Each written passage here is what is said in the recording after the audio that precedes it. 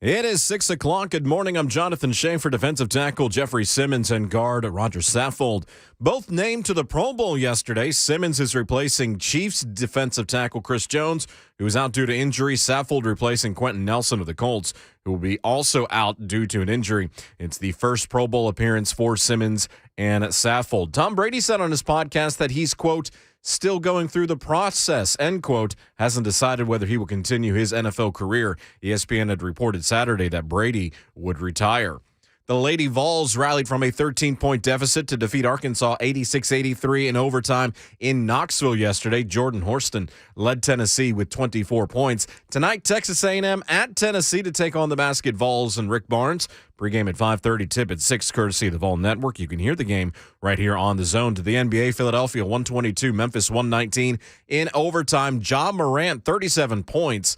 The loss snapped a 3-game winning streak for the Grizz. Vancouver at Nashville tonight at Bridgestone Arena, 7 o'clock faceoff. Defenseman Roman Josi recently added to the All-Star Game roster. It's his 4th All-Star Game appearance. For all your foundation repair and waterproofing needs, visit USSTN.com. Breaking news at once on your home for the Titans and Vols. This is 104.5 The Zone.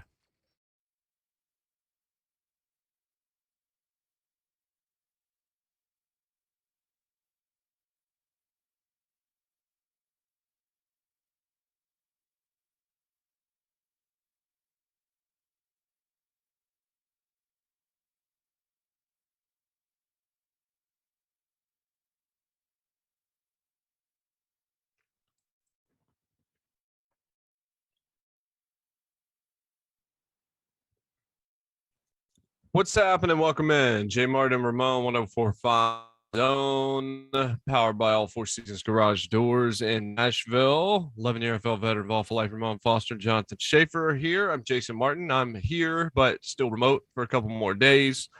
At Ramon Foster, at Schaefer on Sports, at JMart Radio, at JMart and Ramon. You can find us there on Twitter. You can find us on YouTube television. You can find us on Twitch. You can find us on Twitter Spaces. Wherever it is that you want to find us, you can probably find us. Mm-hmm. And you can find us right here for the next 4 hours, as we'll do this until 10 a.m. this morning. On the program today, Ron Slay will be in. Yeah. That's always a positive. And Ryan Clark, RC from ESPN, from one of his 17 other jobs, will pop on the program with us in the third hour of the show. So we're looking forward to that. Always a good conversation to be had, and always a candid conversation about the NFL coming from RC. So that'll be a treat coming up at 8:20 today. Basketball's tonight against A&M, so it's a good time to have Ron on. He's probably still seething from what took place against Texas on Saturday, if I had to bet. Yeah, definitely.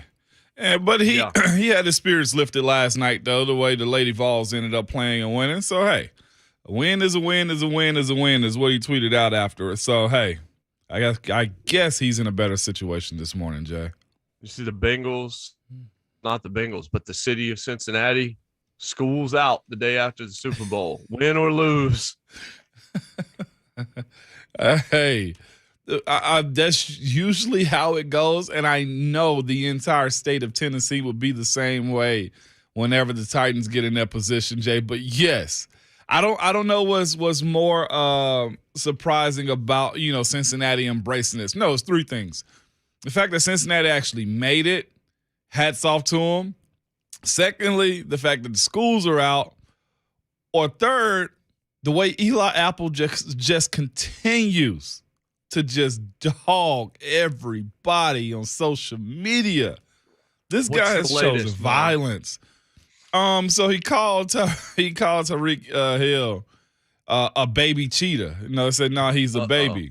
And Tariq says, "Hey, hit my line. I don't do Twitter beats, basically." And McCole Hardman, I think, also added him and said, "Yeah, you know my number. Hit my line." And guess what he says back in return? He said, "Don't worry, guys. I got Super Bowl tickets ready for you."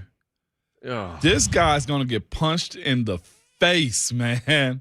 This is why you can't give some people money. This is why you can't give some people, like, promotions.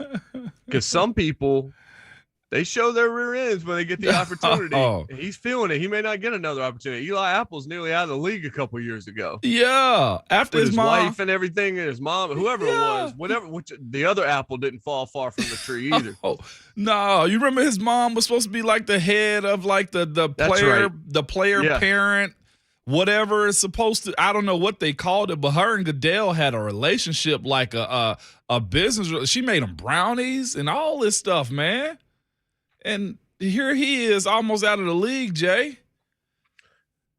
And look, I get why you're feeling it, but a couple of their guys have talked. Quentin Spain talked after the situation here, obviously, and now you got Eli Apple. So they got a couple of their defenders talking. Meanwhile, the main reason they're here, Joe Burrow, he's just cool. waiting for the game. He's just waiting for the game, cooling out behind the scenes. He's just being cool, man. Also, Pac-Man did an interview yesterday, and it wasn't anything malice. And truth be told, that's how he's supposed to feel. But he said, this is by far the most duh comment ever. He said, we don't need any Pittsburgh fans on our bandwagon. And I'm like, You think that's going to happen? That's like Colts or Jags or Texans. I'm like, Pac, I like you. You're my dog, but who actually is doing that? What Steelers fans are becoming Bengals fans all of a sudden? Yeah, or Titans fans or any. I know there's going to be floating fans. You know what I'm saying? Like nobody has ever. I know a few people who proudly rep the Bengals. I won't say that. Between the Bengals and Browns, like you got to admit, like they have been on top of glass and screws and just the butt of everybody's joke. And they've held it down. Those two and the Lions and there've been a few. Look, well, I think both stories are really good. Yeah. I think if the Rams win, there's good stories there. Aaron Donald deserves a Super Bowl. Yeah. Matthew Stafford and coming as far as he has come and going from Detroit to the Rams, if he takes them to the Super Bowl, what that means. I think the Burrow story is fantastic. Mm-hmm. And Chase and like it's really hard for me to I don't really want to see either one of them lose. I don't have anything against either one of them. Like, it's not really dog in the fight stuff. It's just there's a lot of players in the NFL I like. There's somebody on every team that I would like to see win. Mm-hmm. Just about. Mm-hmm. I don't know if I want to see anybody in the Raiders win. I mean, I'm a Broncos fan, so that one's tough. Well, that's kind of our rival and everything else. But, like, doesn't mean that there aren't players with the Raiders. It's like I don't have anything against Hunter Renfrow. Right. I've always liked Josh Jacobs. Darren Waller's story is awesome. Like there's great stories. Max Crosby. Yeah, of course. I mean, there's fantastic stories across sports. So I like the matchup just from a perspective of either way, I'm gonna be happy for the team that wins. Yeah. There's not some just evil here that I can't deal with. Like Vontez ain't on this roster. No, he's not. There is absolutely no hate whatsoever, around him. It's just like, dog. He is just making enemies. Like the stuff that he's saying and how he's going about it as far as Eli Apple goes. And truth be told, Quentin Spain had some stuff to say yesterday, and I'm a firm believer. To the victor goes the spoils, okay? Sure. Like, you do what you're supposed to. Jay, if you get me, man, hey, WKU beat UT, man, hey, you got it. You feel me? Hey, man, I wore the Clawfence shirt. That was my version of it right there. You feel I got you that day. That was my day. He messes around, dog, and you know what I'm saying? Clawson wins the friggin' coach of the year. I got to eat that. He might have been a bad coach to me, but he's on top of it. You feel me? Like, all is well. But the way he's going about this, somebody might actually catch him, is all I'm saying. And if Jeff and Quentin Spain actually see each other, I don't really know how that's going to go because I think Jeff is professional enough, but as disrespectful as Quentin Spain has been, I'm like, oh, my gosh. But it is what it is. You know what I'm saying?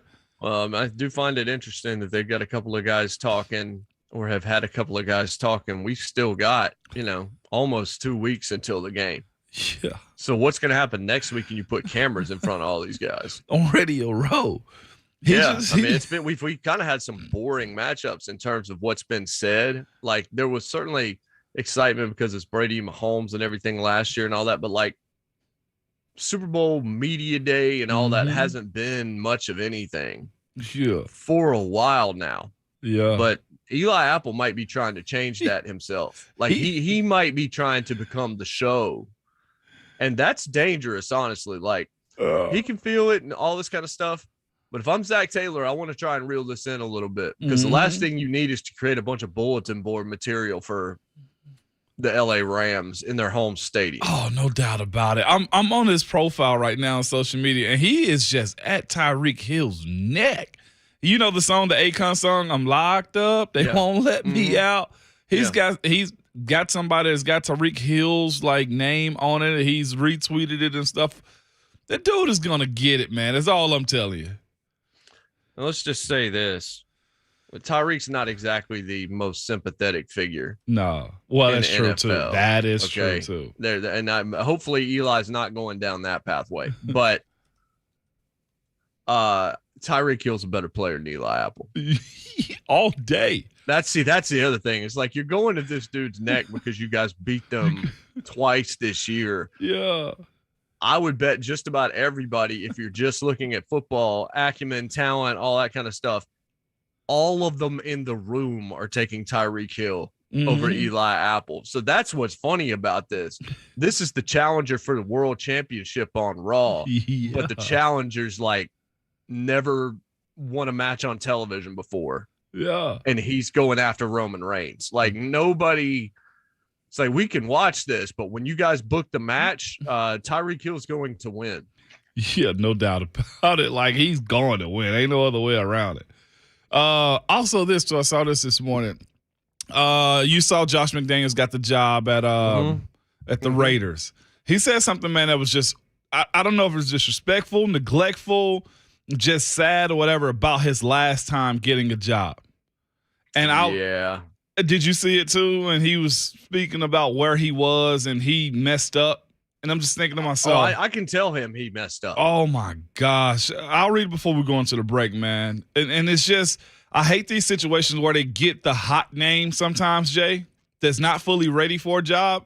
And the reason I'm more, I guess, I don't want to say ticked off about it, just like, wow, they actually did, is because I had a friend of mine, Rob Ayers, who was there. And he always said Josh McDaniels kind of, threw him on the back burner and how he was coaching them. And I'm just like, that's a bad place to be because Rob's the first rounder for a reason. But he said, when I went to Denver, I knew a little bit of football. He said on his 28-game tenure with the Broncos in 09 and 10 season, I didn't really know people and how important the aspect of this process and maintaining the culture and building a team was. I failed and I didn't succeed at it. Yes, again, there was one highlight to that entire run, and it was in the ugly uniforms when we beat the Patriots in overtime with Kyle Orton. I remember it. I was like, McDaniels is the guy. He's the guy. And then that was literally about it. Like, it was almost a wrap from right there. The clown had the broom sweeping him off stage. Like, it was over. He was not ready. There's no question about it. But he was attached to Belichick. Yeah. It was like, here's Matt Patricia with the Lions. That dude wasn't ready. No. A lot of guys that have come off that tree have not been ready. And now it's been, 11, 12 years since that point in time. Now McDaniels might be a hell of a coach. He might be for real. He screwed up twice. Let's not forget, he screwed up twice. He screwed up with the Broncos, and then he screwed up leaving the Colts at the altar after telling him he was going to be their head coach. That was about as unprofessional as it gets. I don't care if you like the Colts, found that funny. Like, that's a sideline issue. Yeah. That's low rent stuff to then just go back to the Patriots after all that and leave the Colts, making them look terrible in public. So he's had a couple of bumps along the road. Doesn't mean he's not going to be great right now, but that's a dude that has had to learn and probably mature a little bit and figure out there's a process here. Yeah. Not in the same way, but immature like Lane Kiffin and kept failing upwards like Lane Kiffin did. Sure did. But it's been a nice, comfortable sofa for him in New England for a while. Yeah. It's been nice. What? Said Shafe just said something in my ear. It was friggin'. I have a Pavlovian response anytime I hear Lane Kiffin's name.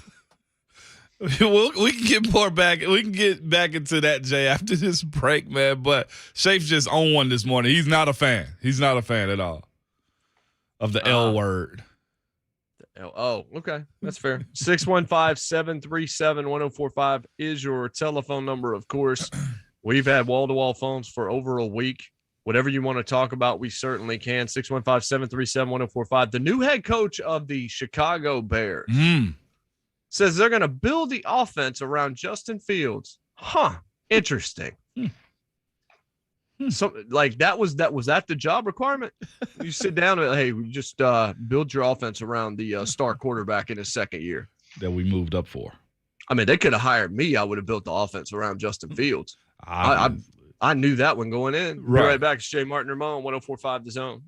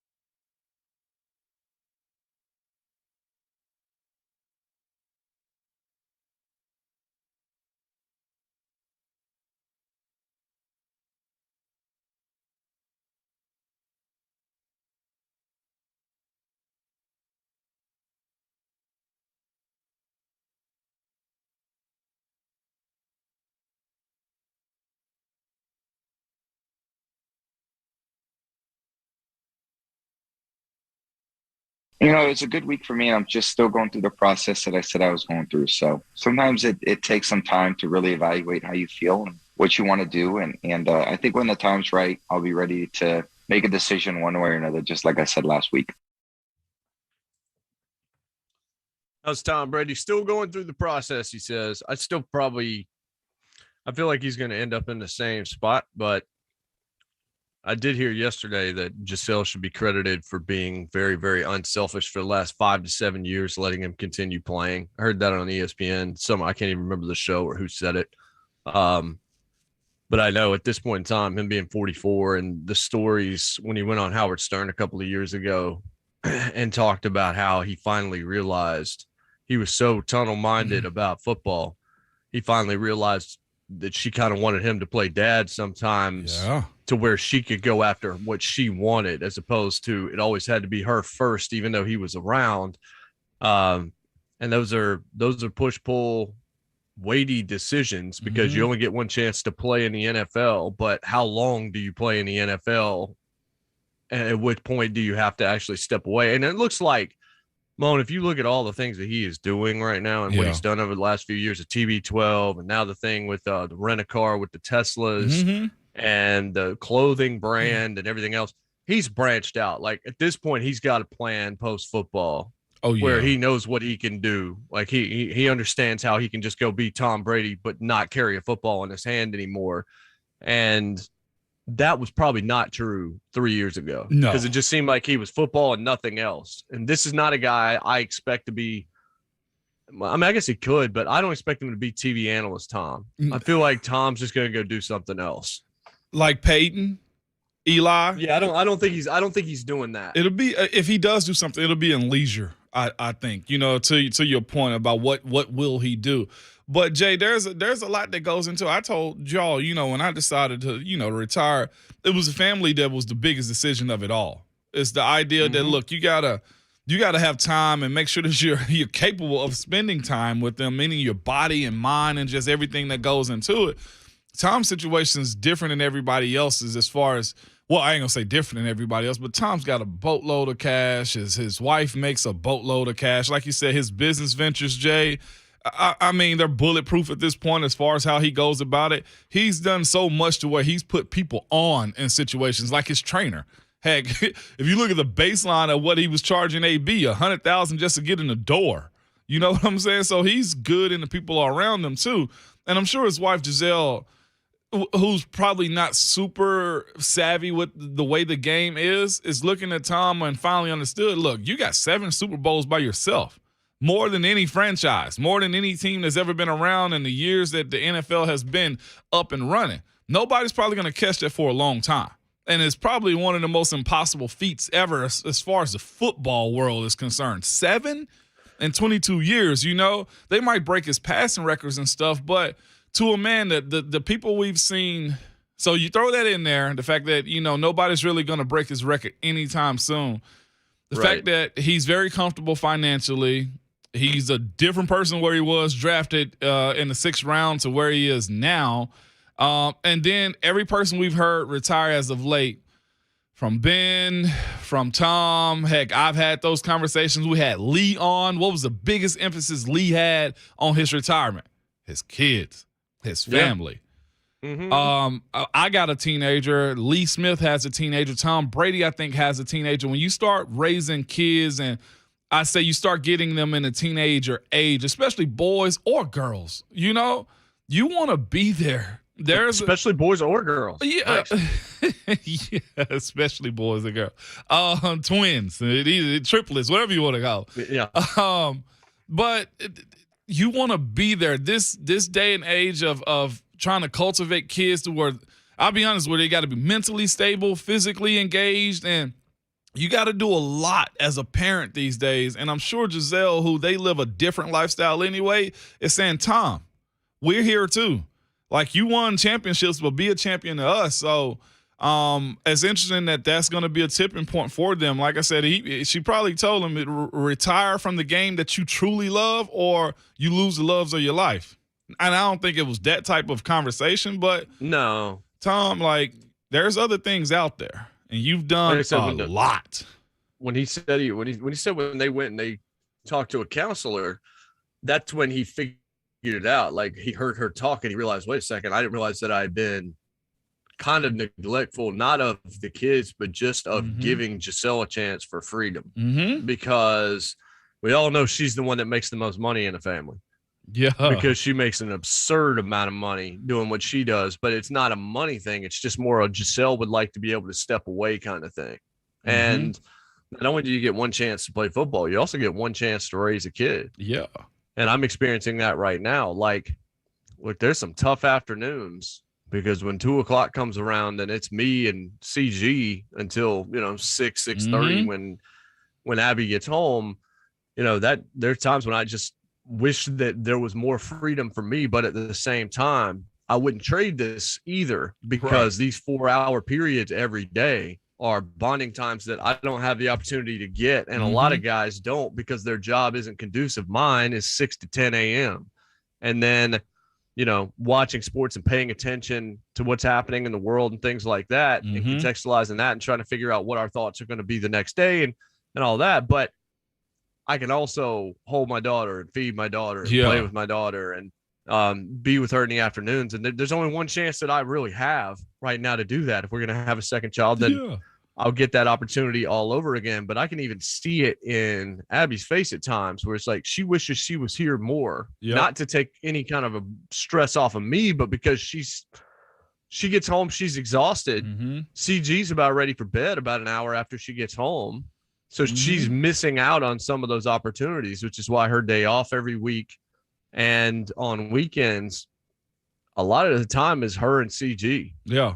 And it's important that way. So I'm just now discovering it's possible that 10 years ago me wouldn't have fully grasped this. But I can't even imagine when she starts talking and when she's walking around. And I mean, right now I'm afraid to leave her in any room, because I'll come back and she'll be underneath the sofa or something like that, because she's just crawling all over the place and way too fast, and it's frightening, quite frankly. But it's only going to get better in terms of the parenting experience has barely started yet. Oh, yeah. Right now, we're like caretakers just trying to keep her alive, because her goal at all times is to find a way to kill herself.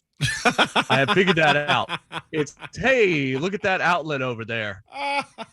Hey, here's the corner of this. Here's the corner of this bookcase. Here's the dog bowl. Here's all these, like, I'm trying to turn this thing over on me. Hey, Daddy, I want your phone. I'm going to hit myself in the face with it. Like, everything she does is designed to stop her life in some way, shape, or form. And my goal is to stop her from ending her life. That's what parenting is 10 months in. Welcome to parenthood, Jay. You're in the phase, man. You're in the phase. Definitely. Yeah. Welcome to the show officially now. Yeah. I was listening to Ryan Clark's The Pivot. Him and Channing, what is his last name? Crowder and Fred Taylor.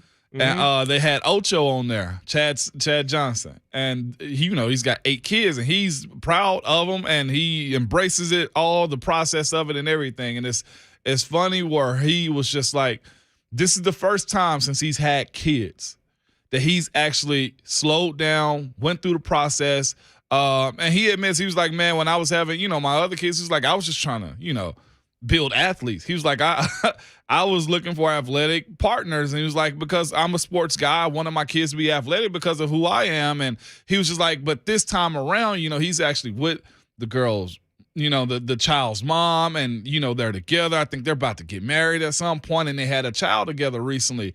And he said those things right there, in which Tom Brady is probably expected to do now if they ever have another child. He was just like, look, she's doing she's working. He was like, I'm the stay-at-home dad. I'm a part of the process. He's like, I'm doing the bottles, I'm changing the diapers. And, of course, they're joking on him and stuff like that yesterday as far as, like, do you know how to swaddle the baby? Swaddle the baby. And he was just like, I'm doing it all. He's fully invested in being a dad this time around, because he was like, the mature me understands what the process of being a dad is now. So it's kind of cool to watch guys. And I'm sure, for most of us who are in that world as far as pro athletes, or just your career consumes you, you don't really look back and say, man, I should have did this or I wish I could, unless you're going to redo those steps all over again as far as having kids and whatnot. So it's Hashtag no regrets. No regrets, man. 615-737-1045 is the telephone number. I believe we have Coach B on the line. Coach, what's going on? Hey, Jay, that was some real stuff you just said on the line, man. Hey, salute. Welcome to fatherhood, my brother. Yes, sir. Thank you, man. I appreciate it. Real quick, hey, man, let Apple talk his stuff, man. You know what I'm saying? As much stuff Tyreek be talking about, let him talk his stuff.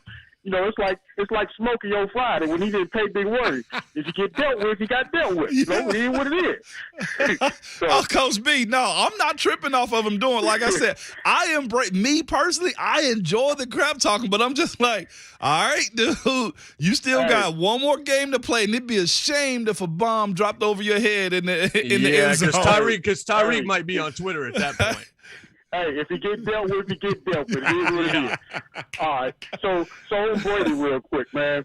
I feel sorry for the guy, man. Like, for real, man, that somebody leaked that out like that. Yeah. Because, you know what I'm saying, to betray his trust like that, man, that's foul, man. That's foul. Mm-hmm. That's real foul. And I believe Brady didn't really say anything about retiring early because I don't believe the man wanted a farewell tour.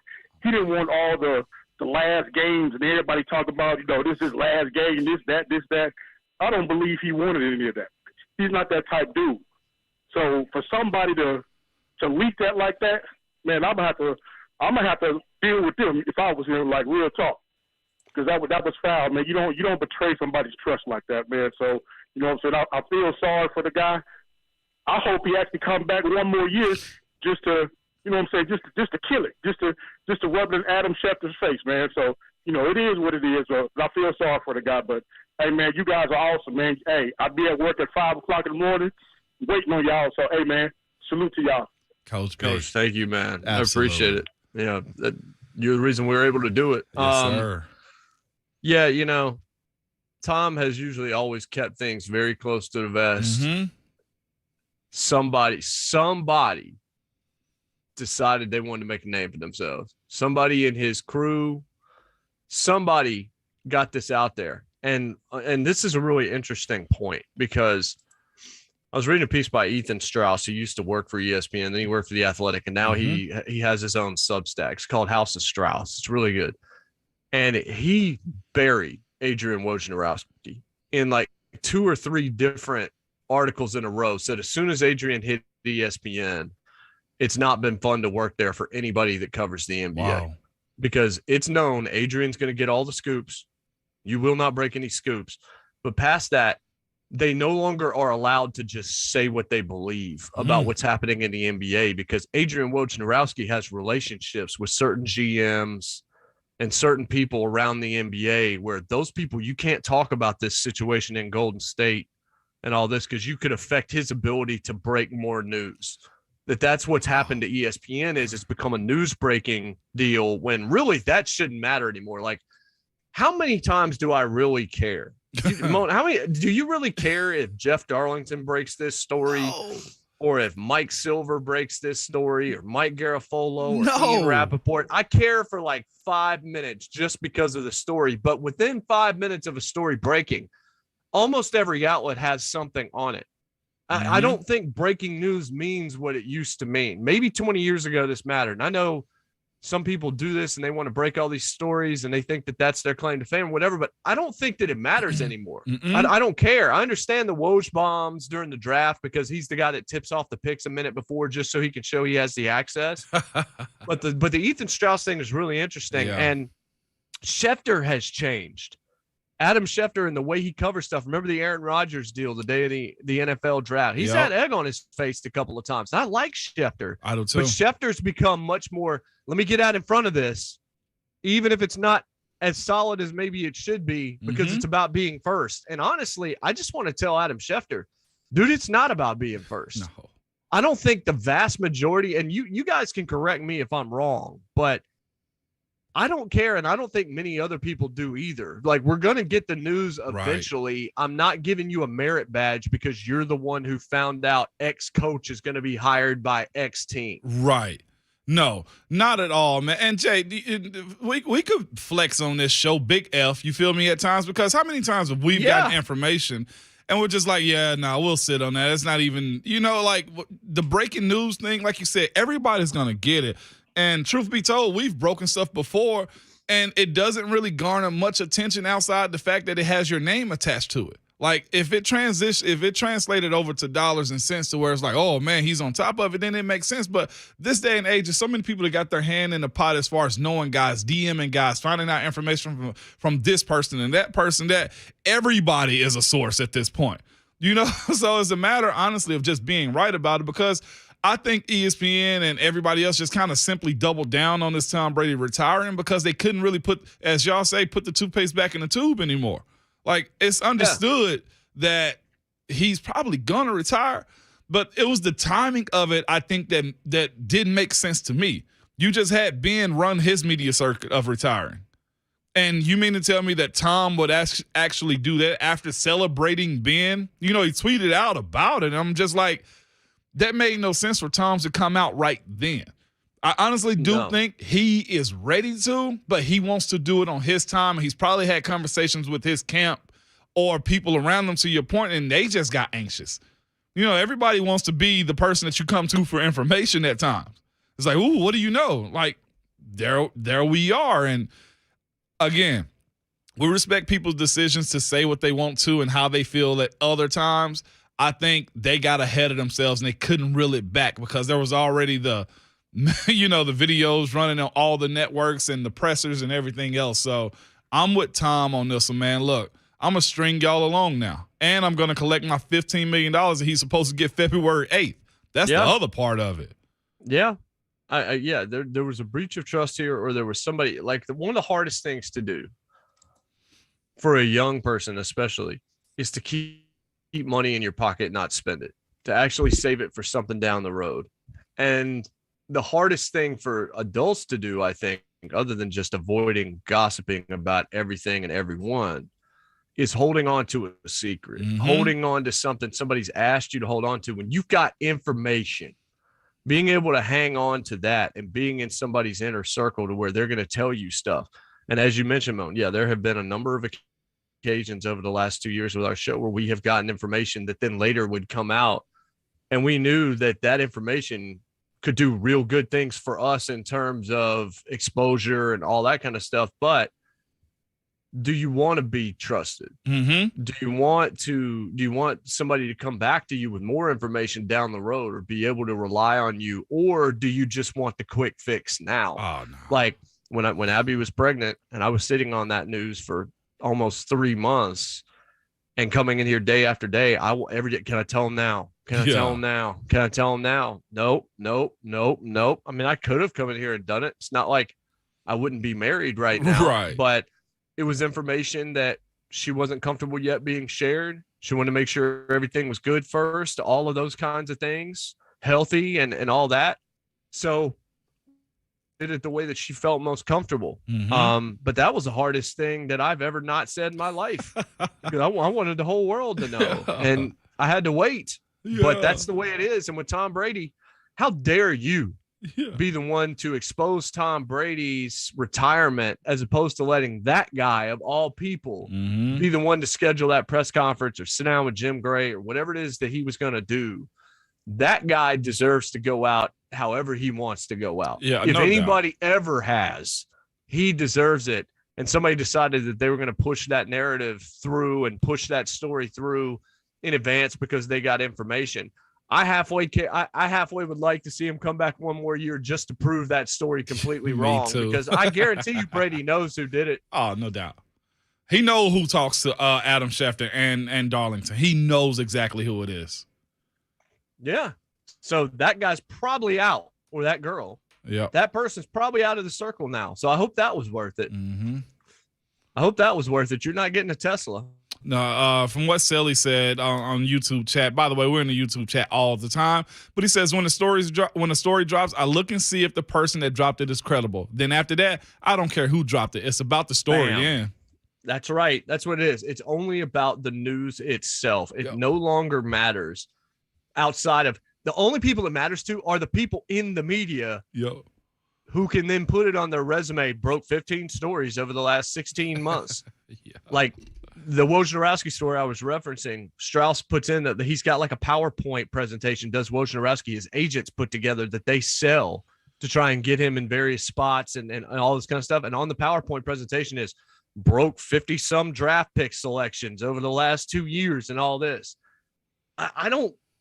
I mean, he's good at what he does, but I also just don't care. Like the news is going to get out some way, shape, or form. There are a whole lot of people 24/7, 365 that can break that information. Like once the news is out, I'll remember. Yeah, Ian Rappaport reported this. So what? Like, I don't care. What's that going to do? Make his name like another 0.001% relevant to an audience if we were to book that guy as a guest? Like that, not worth it. Let's just say that. 615-737-1045 is the telephone number. 737-1045. We'll continue to talk about all of these things. The Super Bowl is next week. The Pro Bowl is this weekend. There's a couple more Titans added to that. We'll discuss. It's JMart and Ramon, 1045 The Zone.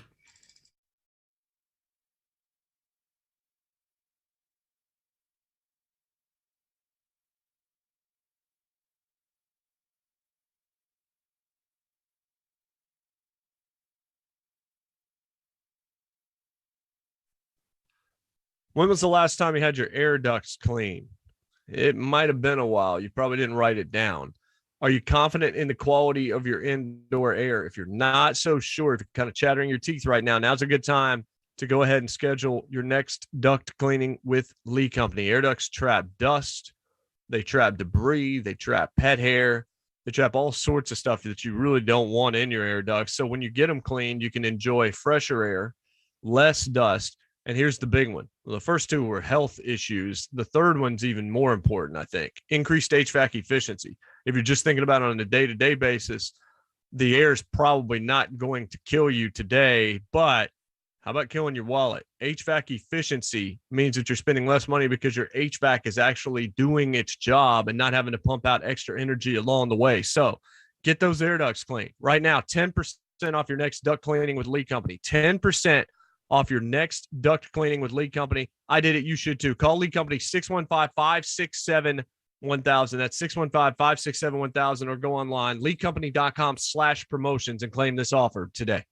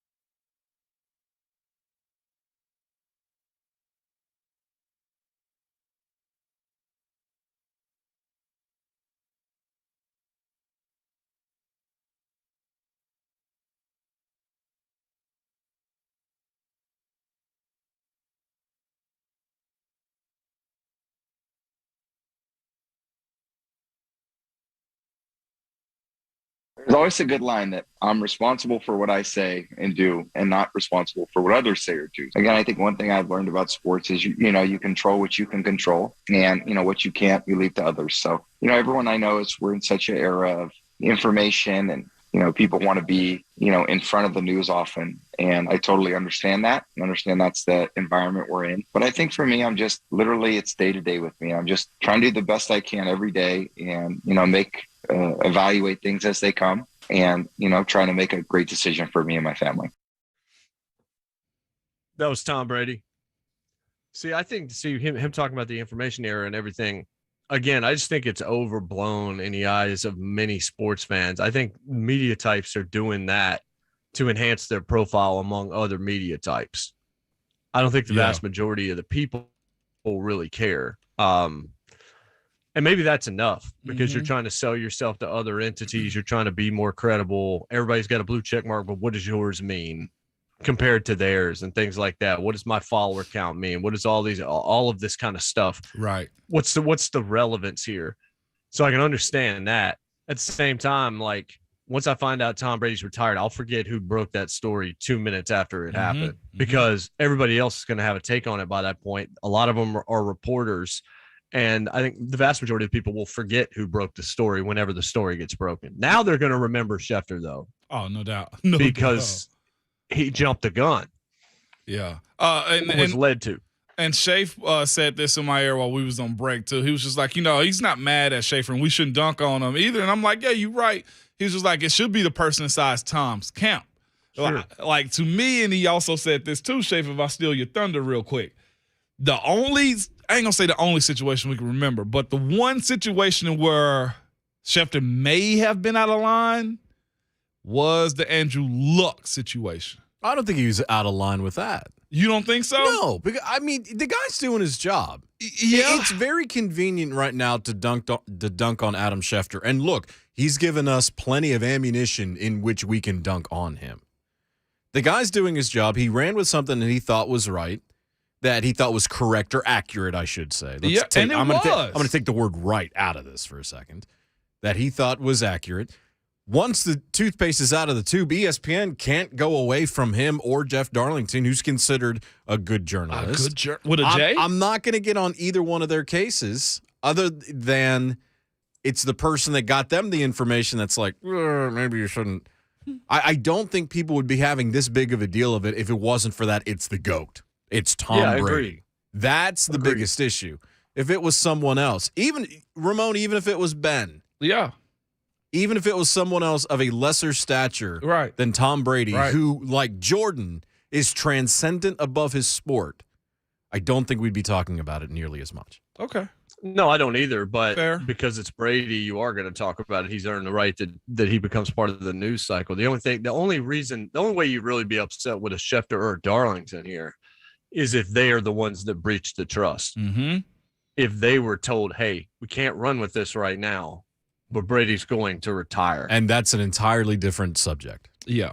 That's a different conversation, but that's one that we can't have because we're never going to know. No, we don't know unless they were to actually come out and say, yeah, we shouldn't have done that. We're not going to know that. This isn't Shannon Sharp. Right. And the Julio Jones situation, which is a vastly different situation than this is. Yeah. That was unprofessional. That falls on him. I'll never look at Shannon Sharp quite the same way after that. Call, when he had the impromptu call? A phone call on the air. Yeah, that was kind of iffy. Very iffy, Jack. I don't even know if that was iffy. If Julio legit didn't know, that was trash. Mm-hmm. Well, he ended up being right, though, too, which is still just out of line, but he kind of forced Atlanta's hand at that point. No doubt. 615-737-1045, 737-1045. A couple Titans added to the Pro Bowl roster. First time for them. A lot of guys. And by the way, Kirk Cousins is in the Pro Bowl this year. Yeah. Because everybody bailed, and then Dak Prescott was like, nah, I'll pass. Yeah, Dak probably doesn't want it either. He said no. I mean, he literally turned it down. He's like, nah, I'm all right. So there you go. We'll come back. We'll do the second hour. It's wide open. 615-737-1045. JMart Ramon, 1045 The Zone.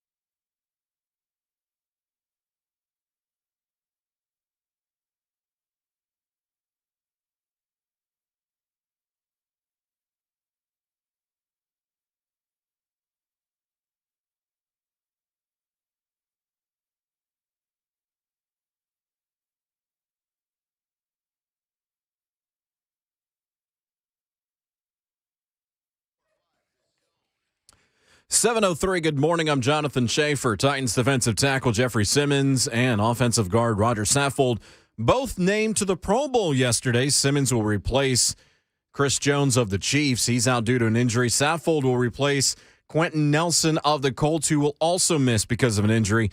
First Pro Bowl appearance for Simmons and Saffold.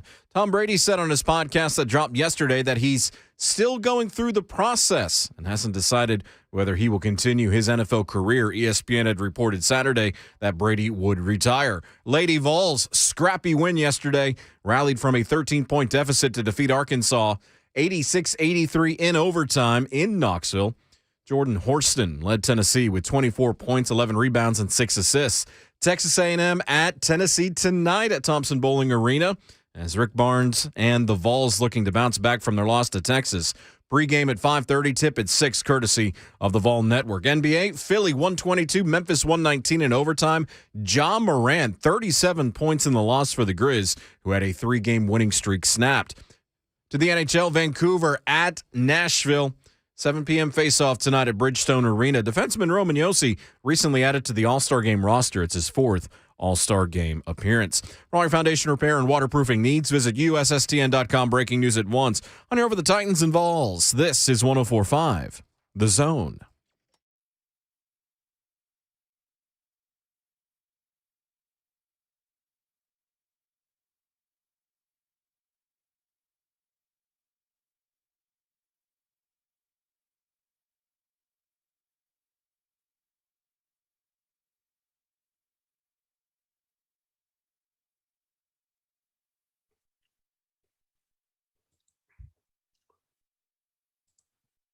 What's happening? Hour number 2, JMart and Ramon, 104.5 The Zone. Lifted up by All Four Seasons Garage Doors right here in Nashville. All4seasonsgarages.com. Go there, schedule what I did, and then tell them, yeah, JMart got the LiftMaster. I want the LiftMaster. Ask for it by name. They will put it in, and it will change your life. Also, this show occasionally can change your life. 11-year NFL veteran of Ball for Life, Ramon Foster, Jonathan Schaefer. I don't know if that changes your life for the better, but he's here. And I'm Jason Martin at Ramon Foster, at Schaefer on Sports, at JMart Radio, at JMart and Ramon. Our guy Sean Smith was not working this past weekend. How's that guy not the official for the Super Bowl? Yeah. I hate it here. Indeed. And it was a bunch of mishaps this past weekend from refereeing also. So, yeah, that's a shame. Maybe it was somebody in his crew that actually got him put out, Jay. You know how it usually goes. That's right. So ESPN is still running with Brady retiring because it's the leading get up. Here's the report. 22 seasons in, he's going to retire. I mean, he may be about to retire, but at this point, maybe stop putting that on the crawl. Yeah. On your television shows that he's going to retire when he has refuted it.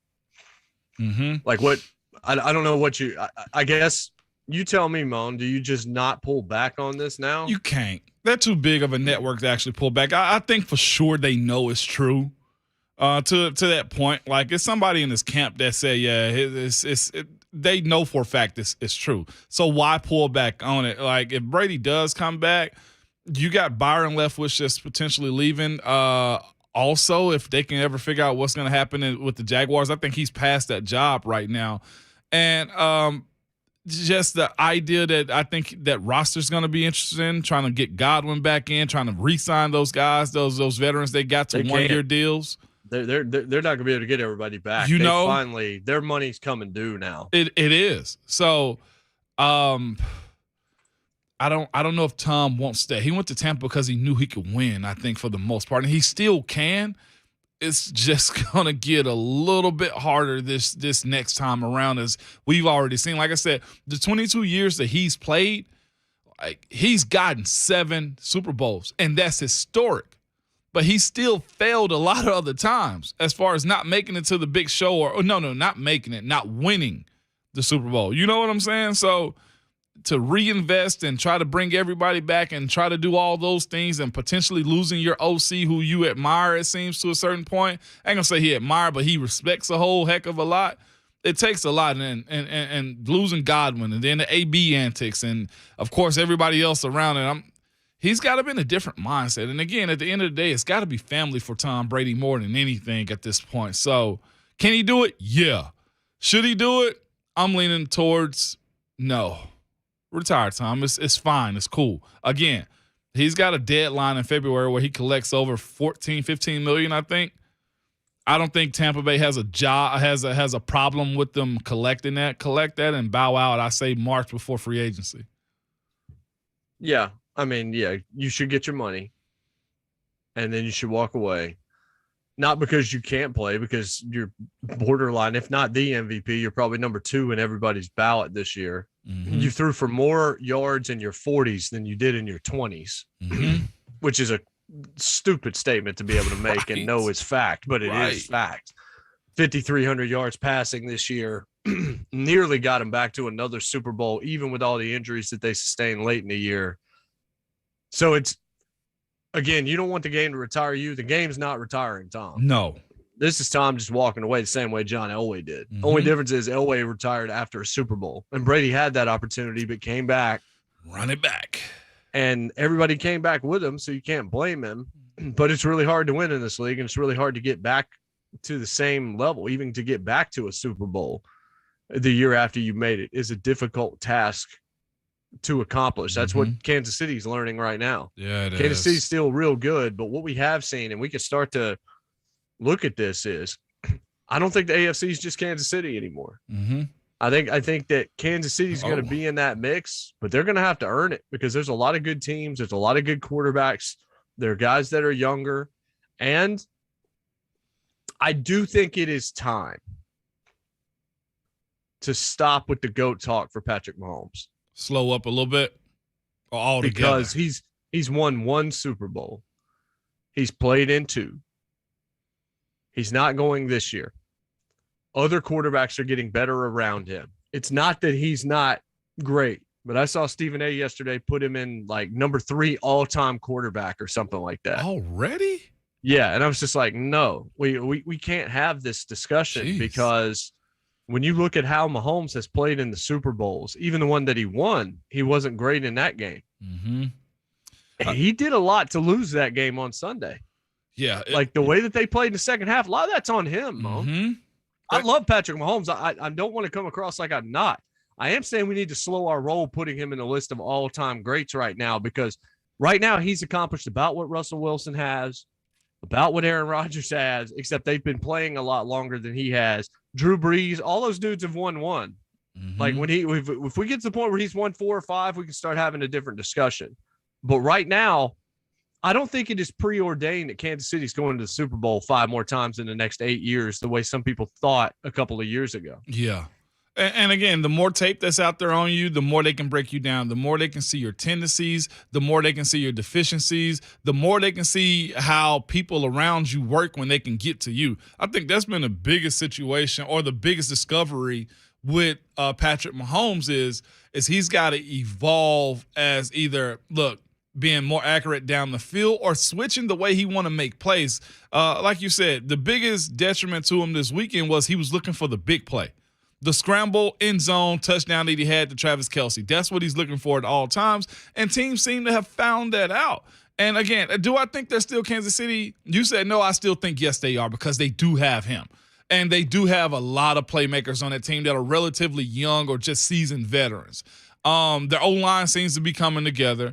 That defense, though, what they're going to do to Tyrann Mathieu this offseason, how they're going to just be able to honestly just stop people.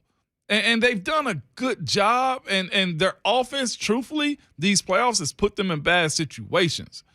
But to that point, they're still going to be good. The GOAT talk for sure has to slow down. And truth be told, he was on the Madden cover, and he's got to learn how to bag those things up. Like, he didn't ask for the GOAT talk. People kind of donned him because of how electric he is out on the playing field. But it's the same thing that you're saying right now as far as getting to the show, Jay, and just being the guy that puts fear in people's eyes whenever he walks on the opposing field is, can you do it again? And right now, they've been to 4 straight AFC championship games and gone to 2 Super Bowls, won 1, lost 1. His odds are almost like everybody else in the league at that point, to the point that you made earlier. Like, you still going to have to prove it to us. And here's a young Cincinnati team that said, look, we're not afraid of you.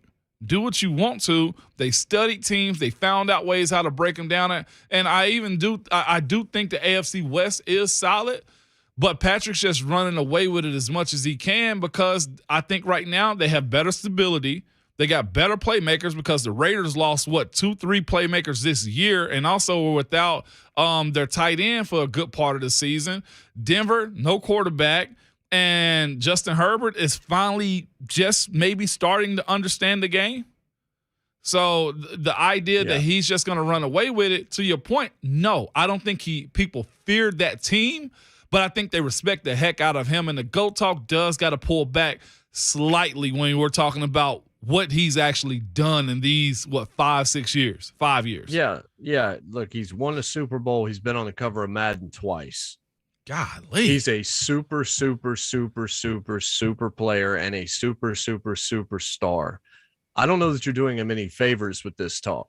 I think you should just let him go ahead and play his career for a few more years before you have to, because we don't have to start throwing dudes into buckets. Right. We don't have to throw them into tiers and classes and all this kind of stuff all time. Like, that's disrespectful, not just to the people like Joe Montana and the guys of the past. It's also just disrespectful to Mahomes because you're not letting him have his career. We can assess this at the end of it. Like, if we want to try and put Ben Roethlisberger where he deserves to be in a pantheon, we can do that because his career is at the end. We can do that with Drew Brees. We can do that with Phillip Rivers. We can do that with Peyton Manning. Yeah. We can't do that with Patrick Mahomes, nor should we. Too soon. Way too soon. 615-737-1045. 737-1045. I do think that in terms of Kansas City, I want to look at the AFC. When we come back, we'll look at the AFC as a whole right now and try to figure out where some of these teams would slot. I don't want to talk about all the time. I want to talk about next season. Yeah. And a lot of these things are going to change and people are going to come in and people are going to be drafted. But just how tight is the AFC next year? It's JMart and Ramon, 104.5 The Zone.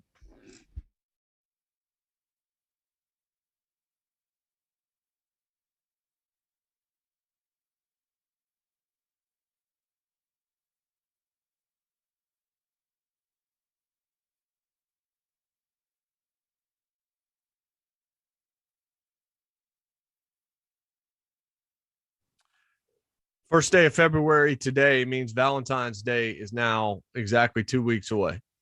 The 14th, if you want to put that into your calendars.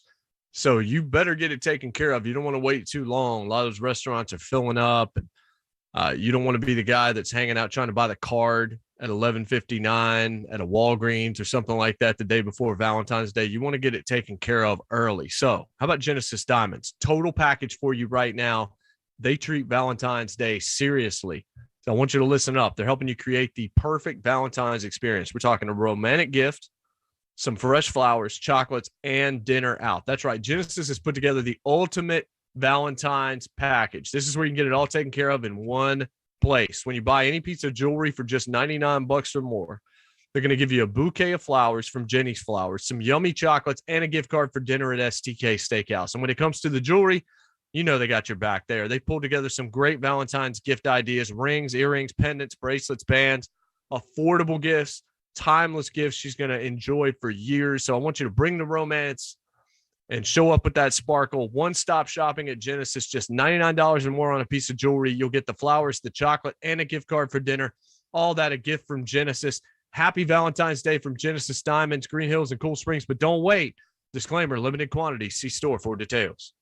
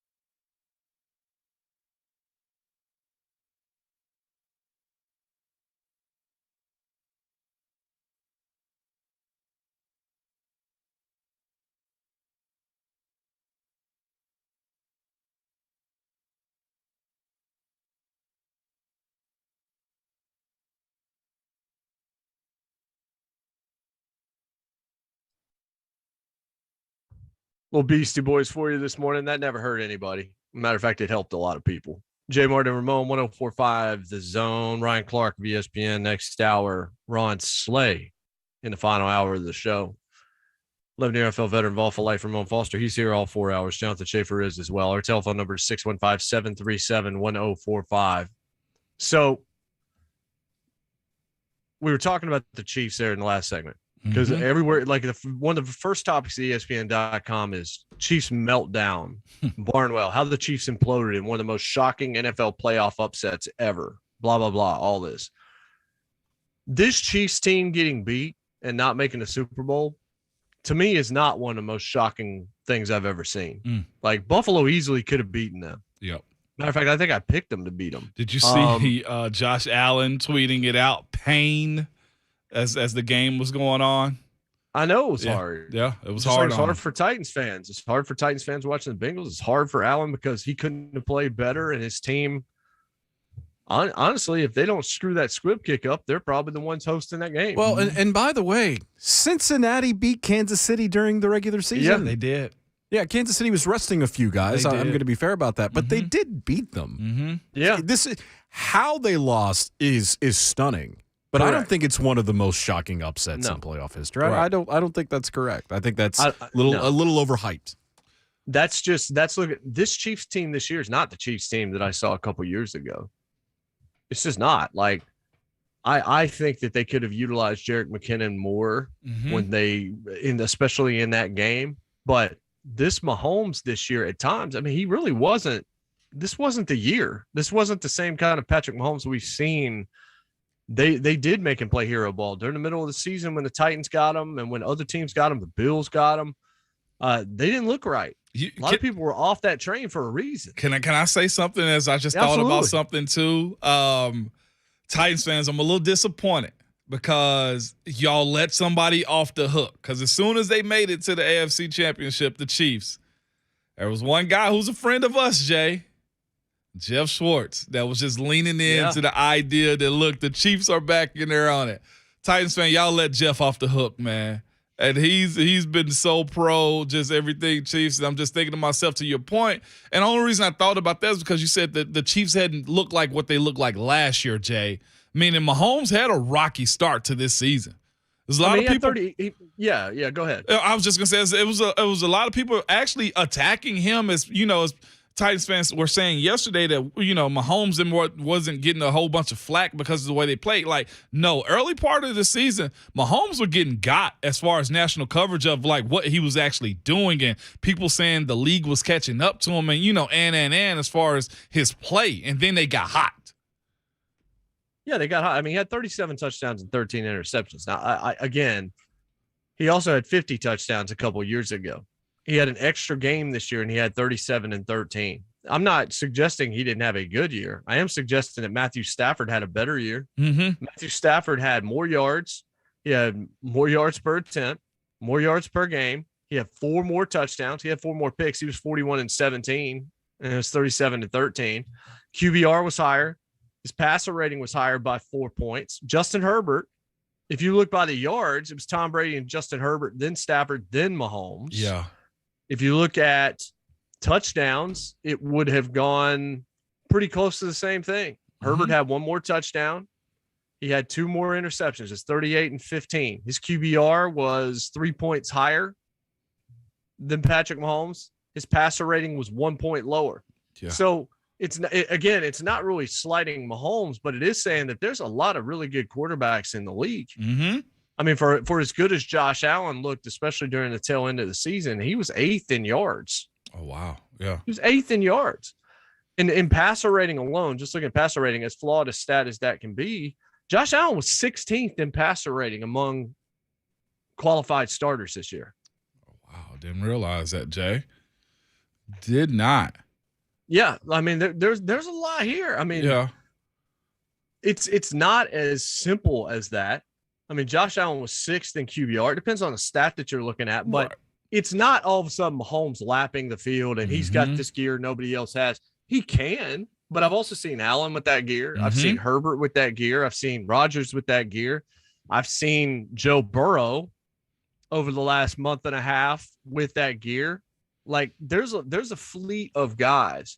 And I think that's what makes the NFL so much fun to watch over the next few years is I don't think it's Kansas City in the field the way that it was a couple of years ago. No. When you look at the AFC, it's deep with quarterback play. It's deep with talent. It's deep with wide receiver talent, deep with coaching talent.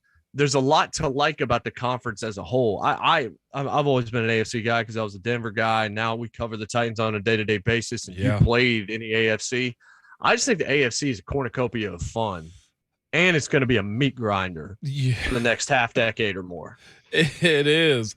The question I got for you, though, is we've seen Cincinnati kind of flip the switch. Whether this is just this year or moving forward, I think everybody agrees that Cincy is going to, be in the conversation moving forward, simply because the NFL is going to paint a heck. If Baker Mayfield can get the press that he's gotten, you got to look at Joe Burrow and say he actually's done something.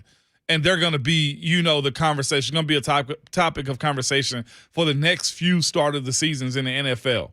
So the bottom guys, they all got quarterbacks for the most part. Well, I ain't going to say all of them have, but Jacksonville. Nobody's talking about Trevor Lawrence right now, what's actually going on in Jacksonville. Are they actually going to do the right thing? And I know this audience here don't care. And they really hope that he turns out and burns out in Jacksonville. But on the other side, Zach Wilson, another one.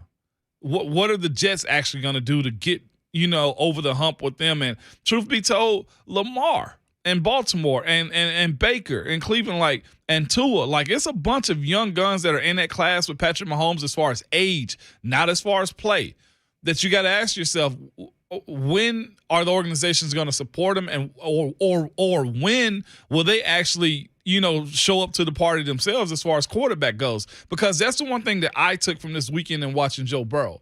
I said to myself, here's a young guy in the same situation and position that these other young studs are.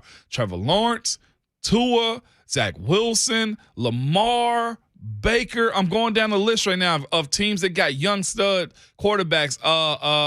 Mac Jones, I think he's kind of proven himself a little bit. But what is the actual separator in evaluating talent and getting the most out of young quarterbacks moving forward? And I know Pat Mahomes did the same thing as far as, he's the guy.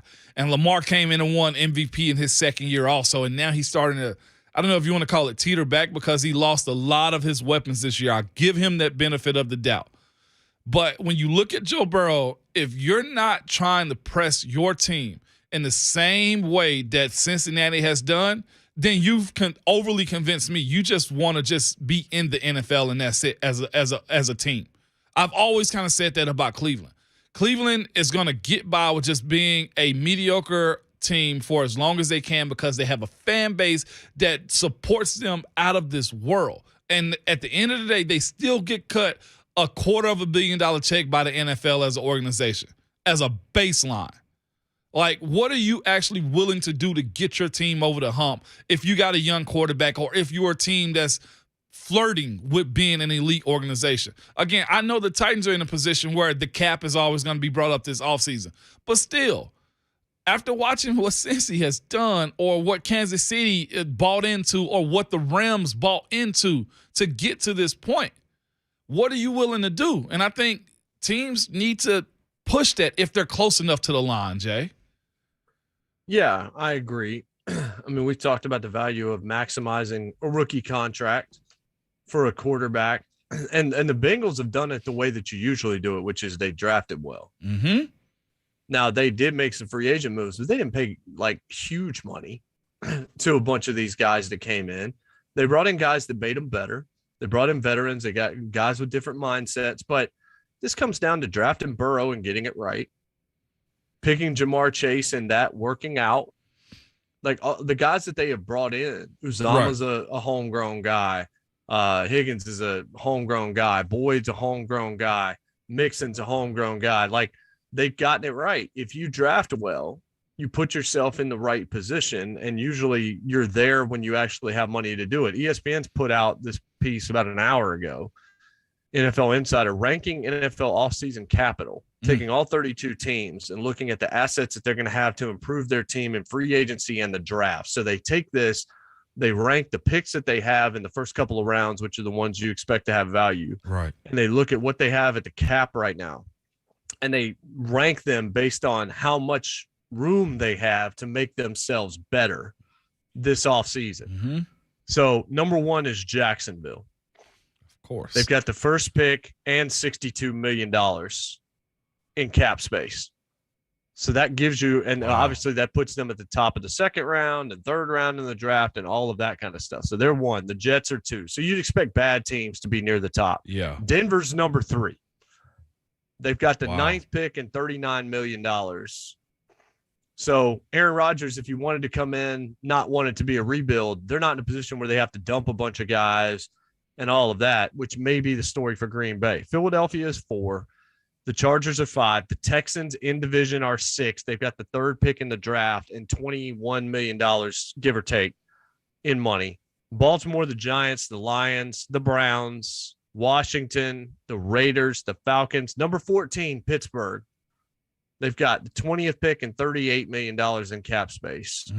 They traded away their 4th and 5th round picks, but they're going to get a compensatory pick. And then Tennessee, 15 on the list, pretty much right in the middle. They've got the 26th pick in the draft. They gave away their second round pick for Julio, and their cap space is $2.7 million right now. Wow. What it says for them is they won't pick until late in the first round. They traded away their second round pick for Julio. In other words, their options are limited for using an influx of talent to get over the hump and into the Super Bowl. Yeah. This is why we said, and why I said, I don't believe in the concept of windows anymore as it relates to a lot of these teams. Like, you don't have to get it done in 2 years. You got to get it done now, because I know what you look like right now. Mm-hmm. Being the number 1 seed and knowing what's committed and the way the money is structured, Moan. Yep. It ain't going to get easier for John Robinson and Mike Vrabel in the future. Not in the near future, when you look above them at 2 teams in your division with more money, more draft capital to play with as well. And then you look at how many of those teams in the AFC that are already playoff teams are above you. The Raiders are a playoff team. They're above you. The Browns are above you. The Ravens are above you. The Chargers are 5th on this list with the 17th pick and $59 million in cap space. The bill does eventually come due. Yeah. And you know what? And truth be told, I think that's where some of that anger or just letdown comes from with this fan base. Like, I've talked to people, we've talked to people on the show. I've talked to people in person, at my kids' events and stuff like that. And that's the one thing that's common with them is in those conversations, you hear the pressing want to actually do something right now. That's why a lot of people, truth be told, are just a little ticked off with, the Ryan Tannehill decisions throughout that game, or, the Todd Downing conversation continuously come up. No matter which Titans fans you talk to, those are the conversations that come up is, man, we got to do something. We got to figure out, or who's actually the problem. Now, I know what the Rams did is a rare thing as far as buying in, and literally buying in, getting as many players as you can that are impact players, Jay, but they accomplished the goal.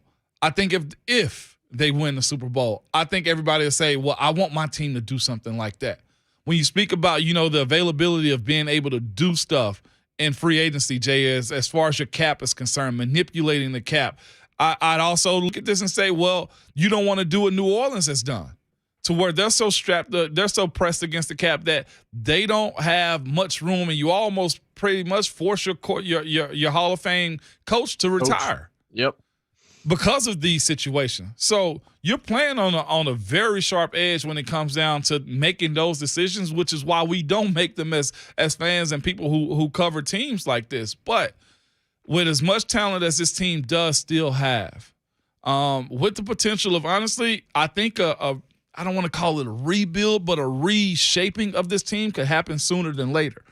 Because, again, the conversation around Lawan, which after hearing RC's pod yesterday, The Pivot, I do think he's going to be here. And I will say this, if y'all get the opportunity to go listen to The Pivot with Channing Crowder and Fred Jackson, then I think you'll appreciate Lawan a little bit more. I actually walked away from that saying, okay, this guy, he really gets it, but it's also the business side of the game too, Jay, that goes into this. Perception sometimes bleeds into reality as far as fans are concerned. And he's going to have to play really good to get a lot of people back on his side. But It's hard finding tackles in this league, and it's also his salary ain't a bad salary to have for a starting left tackle in the NFL. And do you really want to have your left tackle, your left guard? I think the center will be back, but also trying to find the right tackle or sign Questenberry back if you look into what some would call upgrade that position. Because if you're planning on doing it through the draft, I don't know if that's the case. Do you want Dylan Radins to be the guy, or do you want to go pay for a right tackle also? Which, by the way, their price has actually gone up higher now also.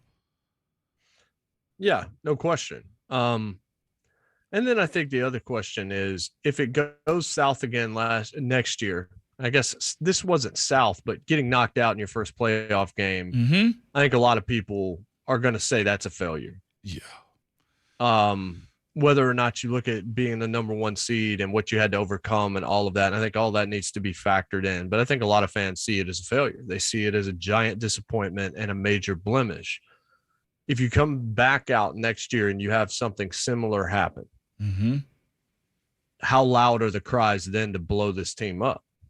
And I know, what does blow up mean with the salary cap exploding and all this? It's not like you're going to get rid of all your good players.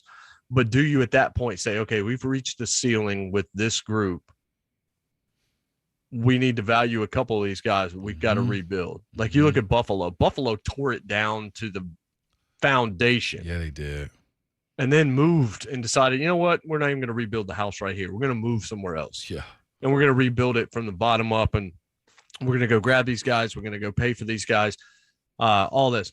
And to the point of the Rams, yeah, it worked out for the Rams. There's a whole lot of teams that chase with big-time free agent moves and all this kind of stuff, and they don't work. Right. Like, most of the time, they don't work. As a matter of fact, the Rams also drafted pretty well when they've had the opportunity to draft. Yeah. They haven't drafted a bunch of dudes that aren't on the roster anymore, especially at the right positions. And that's where John Robinson has gotten it right to some degree with Simmons and AJ Brown and some of these guys where it's really panned out. But where he's missed, unfortunately, have been spots that this team has then been very deficient at, or at the very least has not had depth at, i.e. the right side of the offensive line, the cornerback position, things like that. Like, they've had injuries, yes. Like, we haven't seen Farley. I don't know what Farley's going to end up being because we barely got to see him before he got hurt. Fulton showed that he's going to be a pretty good player in this league and things like that. But the misses, we're in a situation again where the picks that he gets this year, he needs to make the most of them, especially not having a second rounder. That 26 pick, he needs to get that one right. Yeah, buddy. Badly. It's very important he gets that one right. If that guy can be a two-way player because you don't have a second-round pick, that's pretty much what you need this year, man. That's right. 615-737-1045. 737-1045. So it's a very important offseason. And, again, ESPN's got them ranked right in the middle of the pack in terms of what they actually have available to them between the draft and money in the league. So they've got a little bit to work with. The Bengals are right beneath them, by the way. And the Bengals are in the Super Bowl right now, because the Bengals are going to pick near the end of every round in the draft, but they've still got a lot of money. That's frightening because they can still find a way to make themselves better. Telephone number 737-1045. When we come back, a story that's perfect for us. Uh-oh. A fight at a Golden Corral. It's your spot. That's my restaurant. That's my spot right there. The Golden Colon. We'll talk about it when we come back. JMart and Ramon, 1045 The Zone.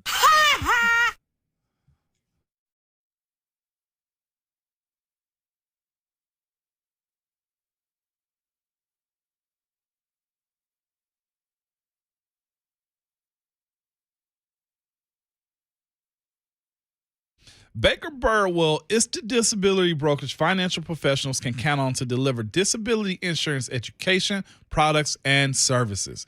What is your most valuable asset? Your home? Think again. It is your income. And this may sound crazy, but let me explain. Say you make $150,000 a year and you're 35 years old, not 100. Even if you never get a pay raise, you'll make $4.5 million in your working lifetime. And I'm guessing your house is a little bit less than $4.5 million, even here in Nashville. As a former pro athlete, it wasn't a thought about insuring my income or my career. But I'm sure the same applies to you as well. And have you considered what would happen if you couldn't continue your career due to health or injury? For 2 or 3% of your income, you can insure it up to 60% tax-free. Don't let your next paycheck be your last paycheck. And we've learned bad things happen to good people. That's just life. But Baker Birdwell is your best resource for financial advisors and insurance agents when providing solutions to income protection. They are a trusted friend working with your trusted advisor to make sure that you are properly insured. Think about them. They're local and want to see their community be protected and simply win. So give them a call at 615-309-5958 or visit the website at bakerbirdwell.com.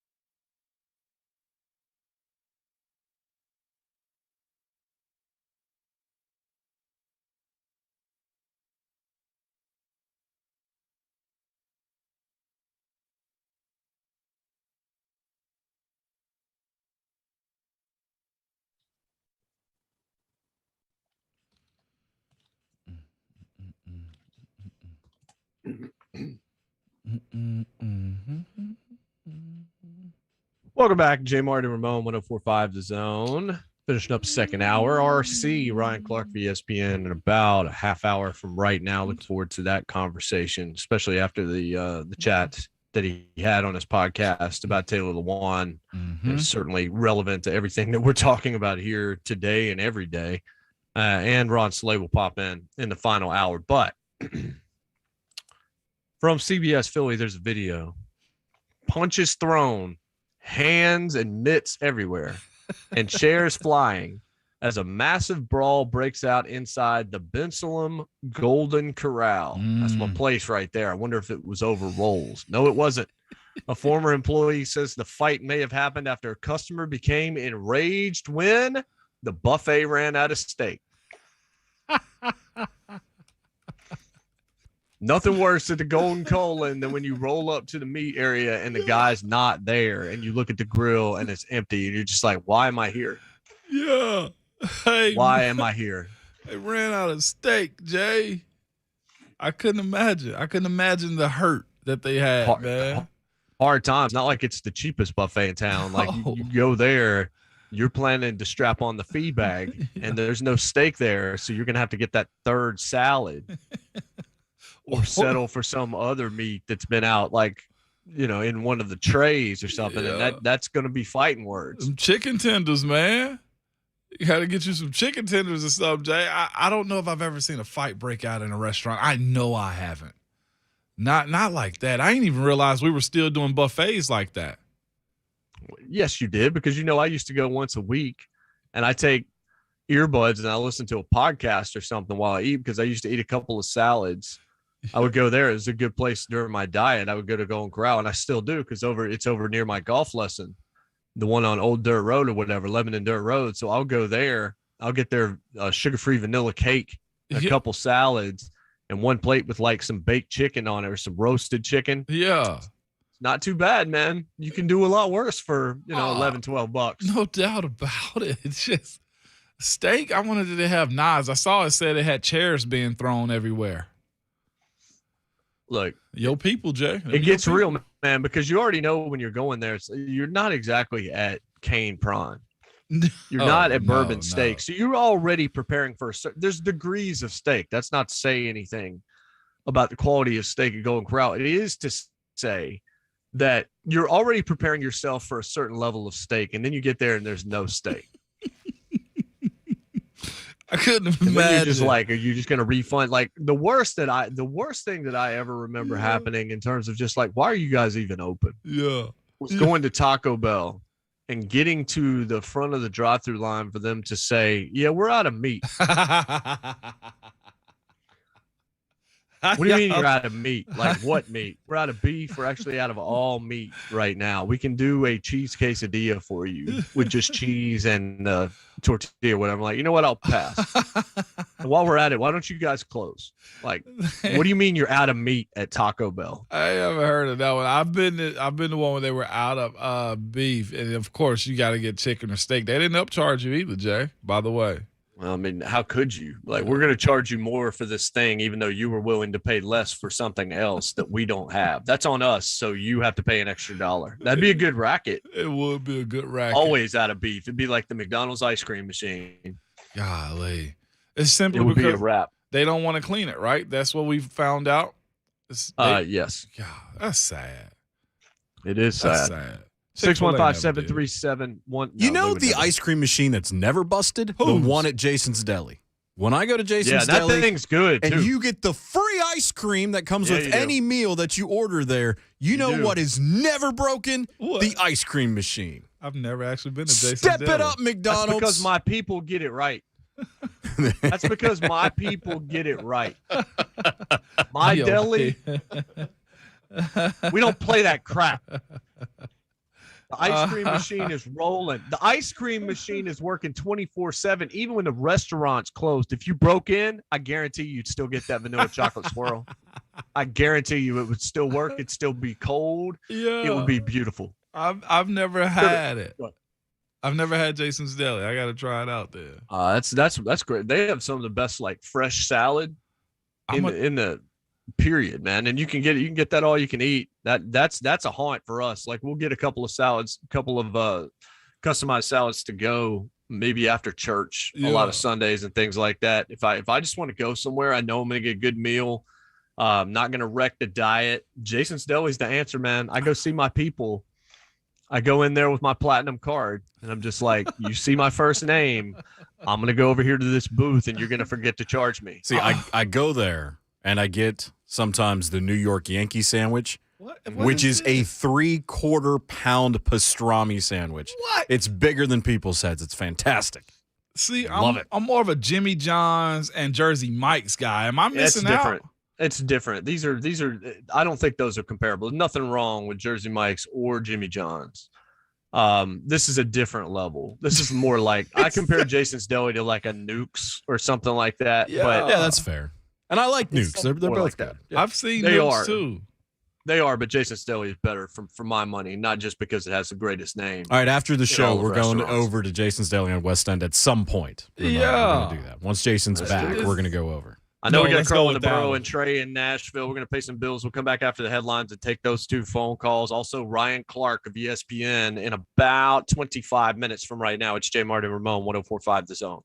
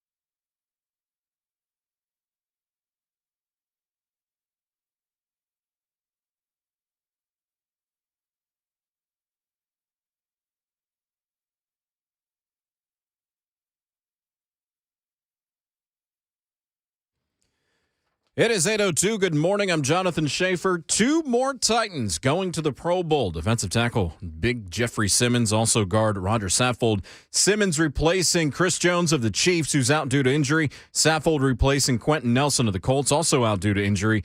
The first Pro Bowl appearance for Simmons and Saffold. Congratulations to them. Tom Brady said on his podcast that he's, quote, still going through the process, end quote. Hasn't decided whether he will continue his NFL career as of yet. ESPN had reported Saturday that Brady would retire. Lady Vols rallied from a 13-point deficit to defeat Arkansas 86-83 in overtime in Knoxville last night. Jordan Horston led Tennessee with 24 points, 11 rebounds, and 6 assists. Tonight on the men's side, Texas A&M at Tennessee. Pregame at 5:30, tip at 6, courtesy of the Vol Network right here on The Zone. To the NHL, Vancouver is at Nashville. 7 p.m. face-off tonight at Bridgestone Arena. Defenseman Roman Josi recently added to the All-Star Game roster, his 4th All-Star Game appearance. And in the NBA, Philadelphia eked one out over Memphis, 122-119 in overtime. Ja Morant had 37 points in the loss. That snapped a 3-game winning streak for the Grizz. For our foundation repair and waterproofing needs, visit USSTN.com. Breaking news at once. On your Over the Titans and Vols, this is 104.5 The Zone.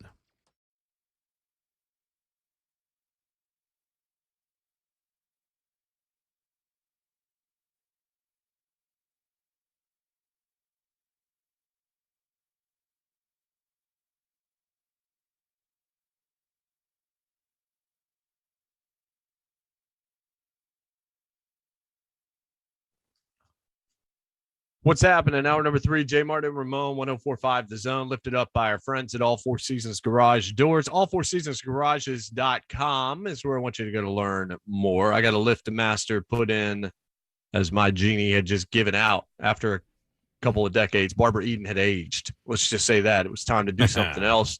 So, yeah, somebody got it. And the lift master was put into the house. You should get the same one I did. Also, if you've got like an outdoor living area, people are doing away with like screen doors and things like that. They've got garages with a lot more windows in them where you can really, it's really interesting, the creative stuff that you can do with garage doors. All4seasonsgarages.com. Go there, learn all you can, get on the schedule, see what they can do for you. You'll be glad that you did. Ryan Clark of ESPN will join us in the next segment. Looking forward to that conversation. Jim Harbaugh interviewing with the Vikings today. Second team that he's been linked to. Tomorrow is signing day for Michigan. Yeah. Really interesting. I talked to a guy who is really plugged in up in Michigan, and he said 90% chance Harbaugh is staying at Michigan. Last year he wanted to leave. This year he's more apt to stay. But if he's interviewing with Minnesota, then I do think that he wants to be wined and dined at the very latest. And I said before, Mon, if I got the opportunity to get out of college and I'm a coach, I'm doing it right now. Yeah. I'm out with the transfer portal and all of that. So I wouldn't be the least bit surprised, even if he's not fully against some of those things. You get a chance to go back to the NFL, especially, I mean, you're replacing Mike Zimmer. He did fine, but it's not like you're replacing a GOAT or something. Like you're going somewhere where you can potentially craft a team, and you've got some talent. You've got a young stud at wide receiver. You got another still very solid player in Adam Thielen.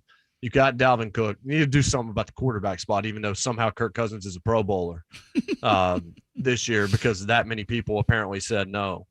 So that's out there as well. There it is, man. Hey, just wait your turn. That's all you got to do, dog. Just wait your turn, Jay. I'm actually very interested that he's taking that interview. Unless he's trying to get back the money he gave up or something. I can't understand that one. But, hey, it is what it is. A lot of pain for Michigan people probably because, you know, he has been a stable force there for sure. Yeah. Let's get to the phones. Carl in the borough leads us off. Carl, what's going on? Hey, morning, Jay. How y'all doing? Good, man. Good morning. Hey, my son and I were talking about football, and he's a big Madden fan, and I'm a Madden fan. And he was talking about trading people in division. I said, well, that's like taboo. You're not doing inside trading. It's just for whatever reason. But what if, this is a whole hypothetical what if, all right?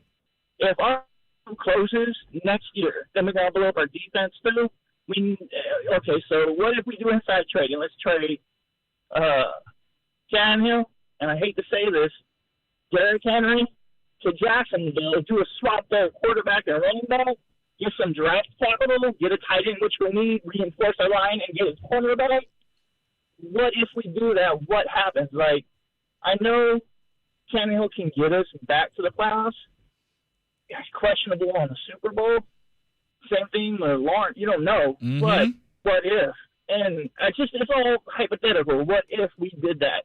To get the draft capital to change quarterbacks and running backs, do it in our window before our window closes, and we're going to blow up our defense, and then we don't have a window again.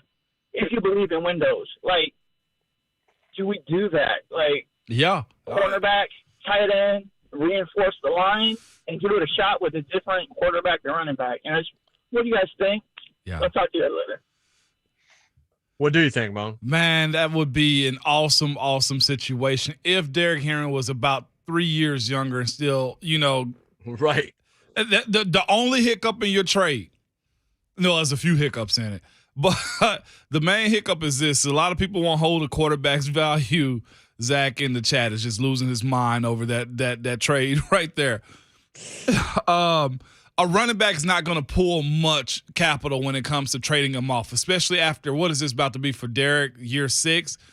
Other thing is this, Tannehill is still going to carry a price that's way higher than what Trevor Lawrence's number is in Jacksonville right now. And again, it's the idea that, look, it is interdivisional trading, and that's something that's very taboo unless it's like a D tackle. Like I know Pittsburgh traded for a D tackle with Baltimore, but Baltimore always has a surplus of D tackle, so they were able to get one off to get a draft pick for it. They probably were going to cut. So no, I love the thought of trying to get a 2-for-1 and reset your organization with a young franchise quarterback, but he was number 1 for a reason, and you're going to have to probably still give up. If they drafted him as a number 1 overall, you're probably still going to have to give up 2 number 1s to get a Trevor Lawrence, even if you are sending Ryan Tannehill and Derrick Henry down there. This is the old conversation that, and just to give you a baseline of what it would take to get a Trevor Lawrence, the stories that came out, it was Miami actually called Cincinnati to try to get the number 1 pick from Cincinnati, and they said instantly Cincinnati hung up the phone. They didn't even want to talk. That was the story that came out this past weekend, was Miami called Cincinnati to get the number 1 overall pick, and Cincinnati hung up in their faces. Talking about the year they took Burrow? Yeah, the year they took Burrow. Look, if you've got a quarterback that you think is generational and you have the first pick, that becomes the easiest decision you've ever made in your life. Yeah. Like, that wasn't tough for Jacksonville. No. To take Trevor Lawrence. No. Even though it hadn't paid dividends yet, I think they screwed the pooch with Urban Meyer and set him back a little bit, but I also think he's still going to be very good. But they knew what they were going to get in Burrow. There was no reason not to just sprint there and take it, especially when you've been trying to find a quarterback in that place since Boomer retired. With all due respect to Andy Dalton, who definitely was better than most, and Carson Palmer, who was decent for them as well, obviously. Yep.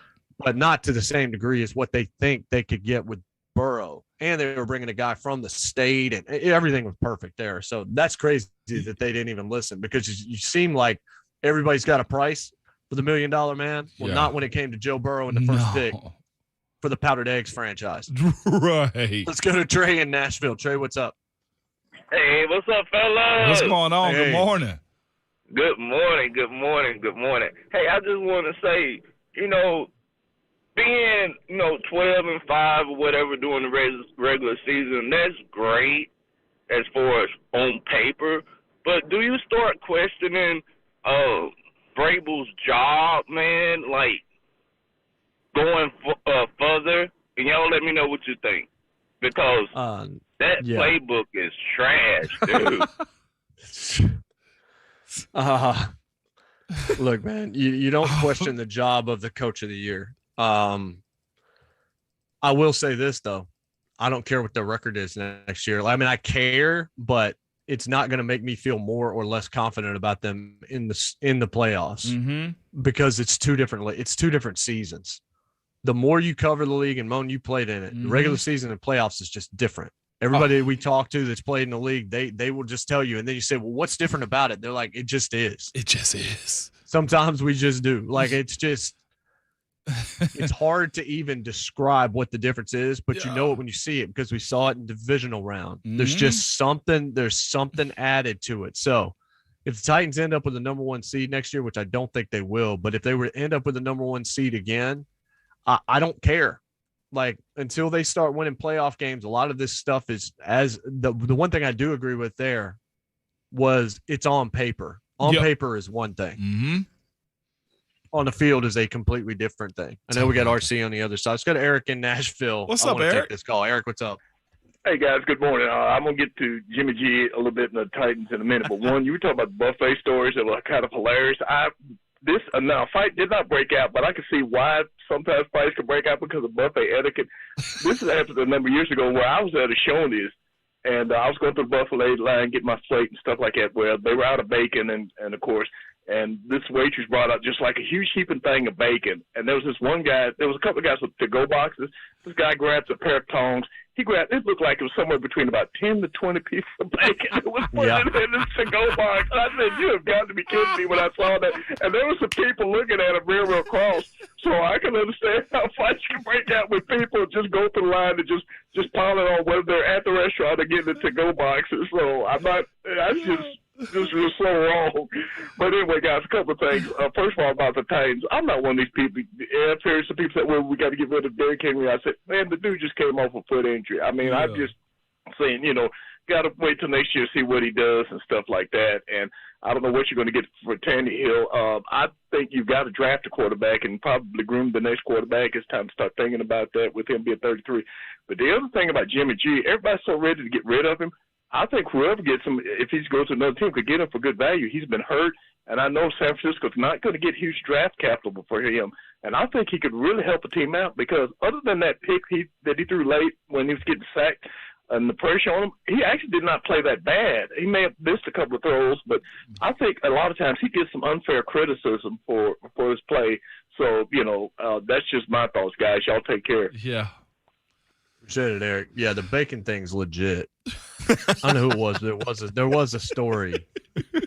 There was a story that I want to say it might have been one of our listeners. I heard this story early on in my career. A dude was banned from Shoney's because he just took the whole steam tray of bacon. Yes. And they were like, sir, that's not what to go is. Like, you're not supposed to take all the bacon. And he was just like, I paid to go.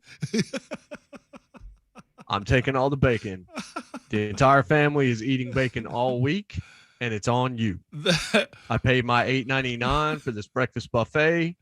Yeah. All the bacon is mine. What's the difference in me putting it in the to-go styrofoam or on my plate? Because one of the two things can happen, and then it can go in the wife's purse. I'll be real with you. We've all been in situations where we've taken what we thought was ours. You ever been to a club and get bottle service and the bottle's not all the way gone? Oh, that bottle's going in somebody's pant leg. We taking it up out of here, okay? I cannot confirm nor deny that at one point in my life, my dad took the napkins and put strips of bacon in the napkin and then put it in his coat for later. Mom's legendary about it. Mom will go to a Ryan's or a Gold Corral or something like that. If they got rolls at O'Charlie's, because they got great rolls. Oh, those rolls are O'Charlie's. so good.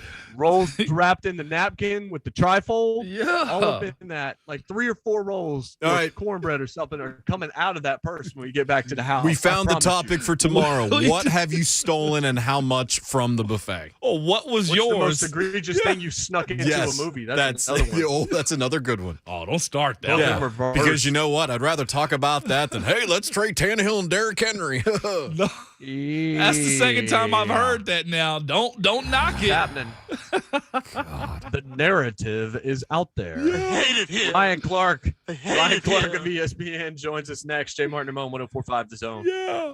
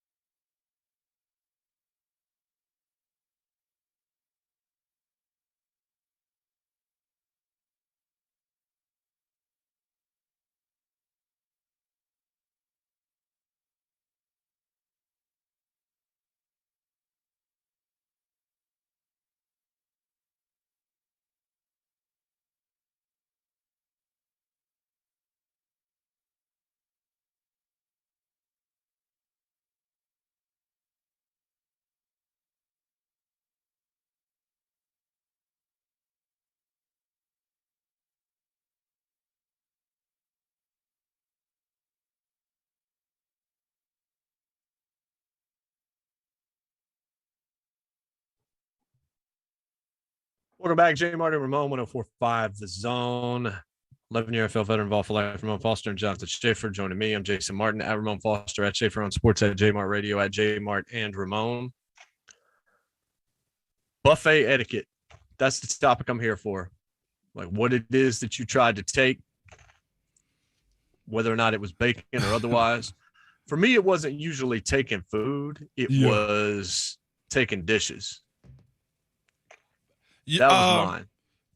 Dishes, really? Well, in college, I'll admit, college, you want to talk about taking some stuff. Boy, I furnished my whole first apartment, dog. Yeah, and it was more because I liked the stuff. Like I wanted Waffle House branded plates and Waffle House cups. And I like the red cups they used to sell at Pizza Hut. Or not sell, but they used to you'd be able to fill your soda in. I would take those every Friday in high school. Then they would end up, and my mom would always ask you, like, what are these? I'm just like, oh, I went and bought those. Did not buy those. Did not buy them. They were not for sale. Denny's. I got a couple of Denny's coffee mugs here right now, but I actually did buy those. Now I actually, hey, can I buy these? Can I have a couple of these? I wouldn't mind having a couple of those for the collection. Man, what I was terrible at in college, man, we used to stay the night before the game. We stayed in hotels. I never forget. I want to say the name of it, but they might overcharge me now. But what they used to they used to give us team issue duffel bags, big duffel bags. And man, when we stayed in these hotels, nice hotel, man, everybody was taking, but I was definitely taking the pillows for home. I took the iPod clock with the alarm on it. Dude, I was pretty much a 5-star hotel in my room in college. I'll be completely honest with you, man. I didn't even think of it as stealing. I was just like, it's mine. It's borrowing with an intent to keep. Yeah. Like you got plenty of them. Coffee mugs. Still got a couple of those hanging around somewhere. I've donated some things too. All right, let's go to Mark Spain Real Estate Hotline. Enough of these shenanigans. We can jump back into it tomorrow. Broke college days. He's taking a time off from other 20 podcasts and appearances he's going to do today to join us. RC, how are you? Good, man. How y'all doing? I'm glad y'all stopped stealing, too. That's stealing. That ain't borrowing. Dang, stealing. What about in college, though, RC? Do I get a pass?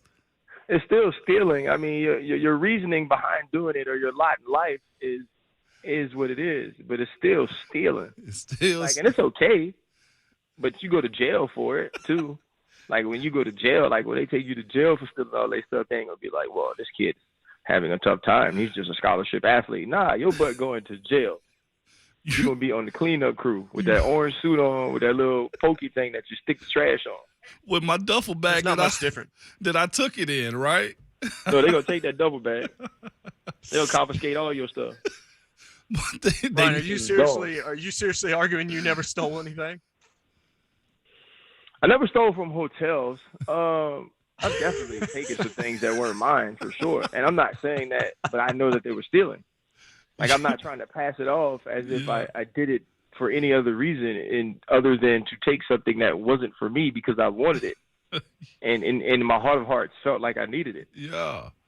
You know, I try to repent for those sins now by giving back so those kids don't have to steal. Is that what we call it now, RC? I'm proud of you, man.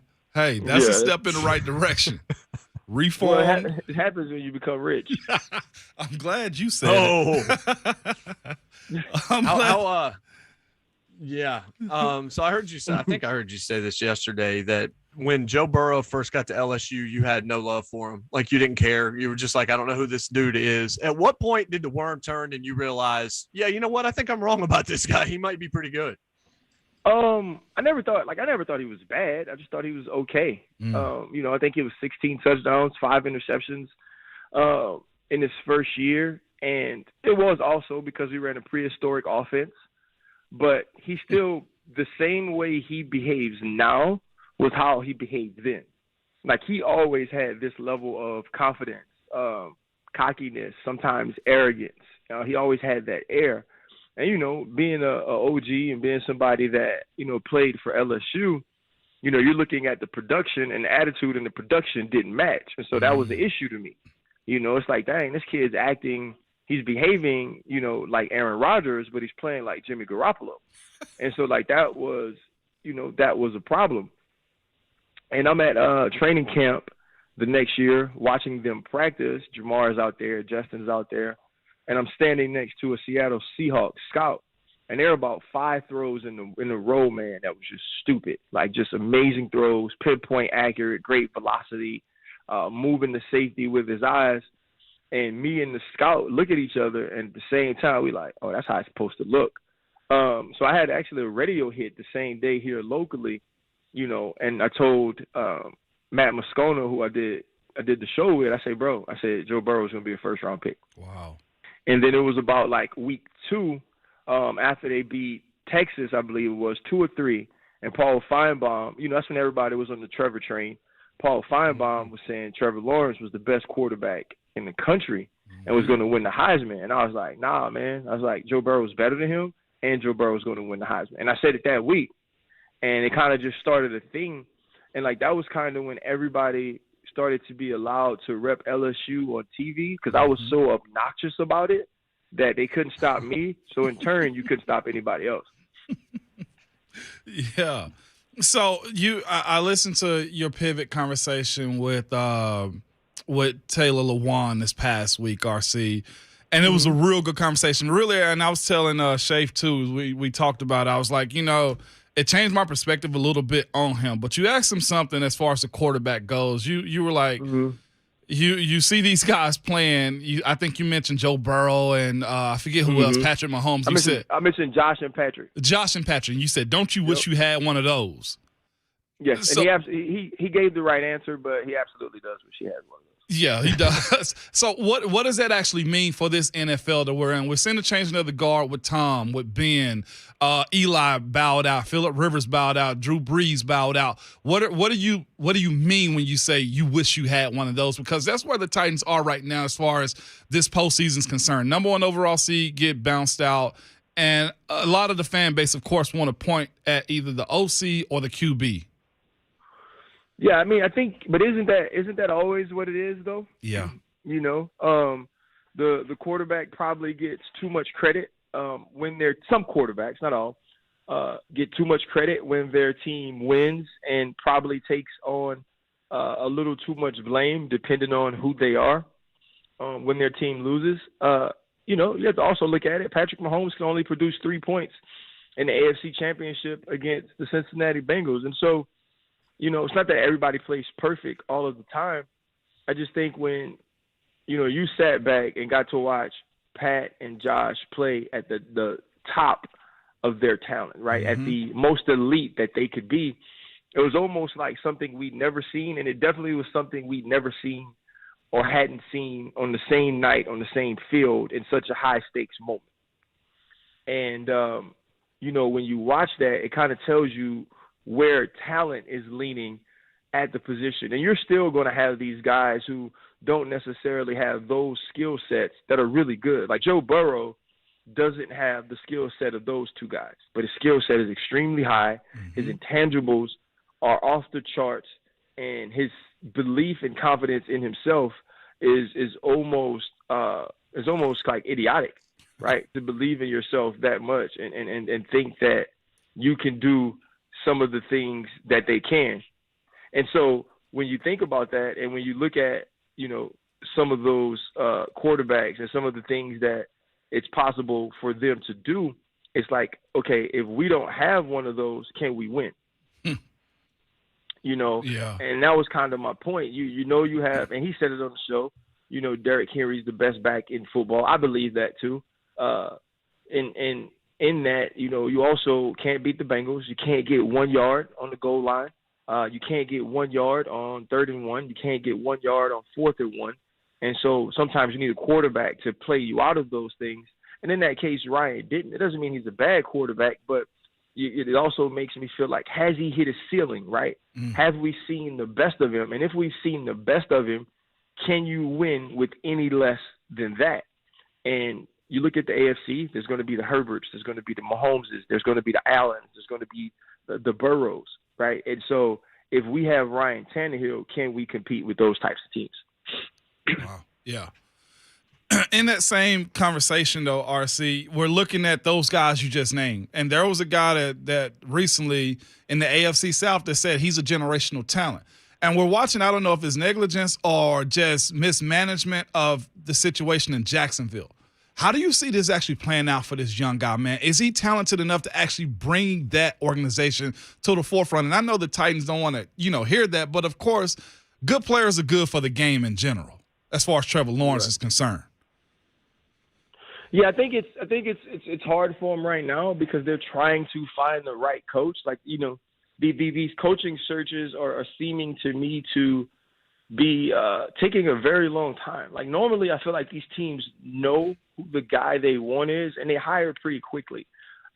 This has been different. I do believe that Trevor Lawrence is an exceptional talent. I am not as high on Trevor Lawrence as everybody else is. I didn't believe that Trevor Lawrence was can't miss. Like, I just watched the tape. I do believe that he has some elite traits, though. Like, Trevor Lawrence is extremely athletic for his size. I think it's underrated. He can throw, he can throw a football, like Wink Martindale said about Justin Herbert. He could throw a strawberry through a spaceship or whatever the freak he said, And so, I do believe that there are some of those things. But even in that, when you watch, it shows how important an organization is. It shows how important, structure is, and those things need to happen, And so, even in that, you try to wonder, okay, what's the next step for him? And where do you get to ruining a quarterback? Like, that's the other thing. It's not necessarily about if you put everything in place. It's about if you don't put things in place, can you ruin who this guy is? Yeah. And it almost seems that he's too talented to be ruined. But it also doesn't mean he ever reaches his full potential, which is the only reason you draft a guy number 1 overall. And I also think the other scary part is this. You watch a guy like Justin Herbert, it didn't take long for us to know. And I don't think Justin Herbert was considered the talent that Trevor Lawrence was or is. Mm-hmm. You watch a guy like Joe Burrow, it hasn't taken us long to know. And so when I see things like that, it goes, okay, what are we really getting when he becomes, quote unquote, Trevor Lawrence? Yeah. So what's the margin for error for a Tannehill-led Titans team? You mentioned the word ceiling, Ryan, and that's something we've talked about for weeks as well. It's like, yeah, certainly he's a competent, good quarterback, but in this era, especially in the AFC, is that ever going to be good enough? Or do things at some point, it's like, how much has to be perfect for you to be able to win? It's like, oh, well, we get Julio, you're Julio away. Well, now you're a tight end away, and now you're this away. It's like, how much margin for error do the Titans have if Ryan Tannehill is their quarterback? That's one of those hard things because when everybody is playing extremely well, it's like, oh, we love it here. This is a great place. Mm-hmm. When, Derrick Henry's playing well and when the Autreys and the Simmons are balling and when Kevin Byard and Christian Fulton, when all these dudes are going crazy, it's like, we love Ryan. And then when you need him, it's like, oh, crap, we got Ryan, And I look at him, I think he's a good quarterback. I don't believe he's a great quarterback. I don't think anybody believes that. But it's not that the team's margin for error is very small. I think it's his, right? You don't necessarily get these explosive passing days for Ryan Tannehill. They're usually, efficient days, and AJ will make huge plays. But it's not that Ryan Tannehill is creating all of these things and he's running all over the field making lemonade out of Dookie. Like, he doesn't do that. You know what I mean? Maybe he can make an Arnold Palmer out of Dookie, but he sure ain't making lemonade. And so when you have those things, you have to make sure that your quarterback is in position to succeed. I don't put him in the same category as this man, but I do think it's very similar to Jimmy Garoppolo, right? Jimmy Garoppolo has won a boat ton of games. And on the other side of the spectrum is when they don't have him, they don't win games, right? And so it's something about him being under center that allows the San Francisco 49ers to play better than when he's not. But even in that, we never watch a San Francisco 49er game and go, dang, they won that game because of Jimmy. I believe once this game this weekend against Los Angeles got to a point to where we felt like Jimmy had to win it, we were like, well, they ain't going to win because it's counting on Jimmy. Mm-hmm. I don't know if we're at that point with Ryan Tannehill yet, but I think we're inching really close to it. And in inching close to it, that isn't really a place you can be in this day and age of football. with that being said, the other conversation that's kind of dropped in, Titans world has been this. Can this offense, the way it goes to Derrick Henry, or the run game specifically, the run game sets up the passing game. Is that an offense that can win in this league or win you a Super Bowl in this league in the manner in which teams are winning? Because we had a young guy in Joe Burrow that was sacked 9 times. And at the end of the day, it didn't matter because he could spin the ball down the field. Is this offense up to par with what the NFL is doing right now, RC, or they're better off just left alone? Well, when Derrick Henry's running the football, they're pretty dang good. they can score 30 that way, 35, and I think, and then when Tannehill gets hot, it's even better. It's hard because they had so many injuries to offensive stars this year, and so the AJs, the Julios, and obviously Derrick Henry, and so I think it's hard to truly judge this team off of this year or off of this year's finish. And so when you look at it, the decision that you have to make from the standpoint of the executives and the organization is, how explosive do we have to be, or how perfect do we have to be to win with this current roster? And I think that's scary because what some teams have, the Cincinnati Bengals, I would guess they feel like, if everything ain't right, we can still win with Joe. We've seen them do that. I think same thing with Kansas City, the same thing with the Buffalo. And so same thing with Los Angeles, I'm sure. And so when you have those type of teams, is that team more confident than the team that understands, okay, we can run the football, and from the run we can get into the play-action pass? The San Francisco 49ers are a post route to Emmanuel Sanders away from beating the Kansas City Chiefs in the Super Bowl 3 years back. Right? Mm-hmm. That team was heavy run. The team was heavy defense. That team was quarterback throw the ball when you need to. Now, the thing in that is, when you need to throw it, you have to make it happen. If Jimmy Garoppolo hits that pass, Jimmy Garoppolo's resume is different. Right. We think of Jimmy Garoppolo differently than we do now. But part of his perception, part of what we believe of him, is because he missed that pass.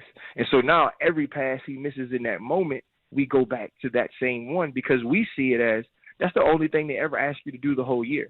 Yeah. Right? They ask you to do one thing.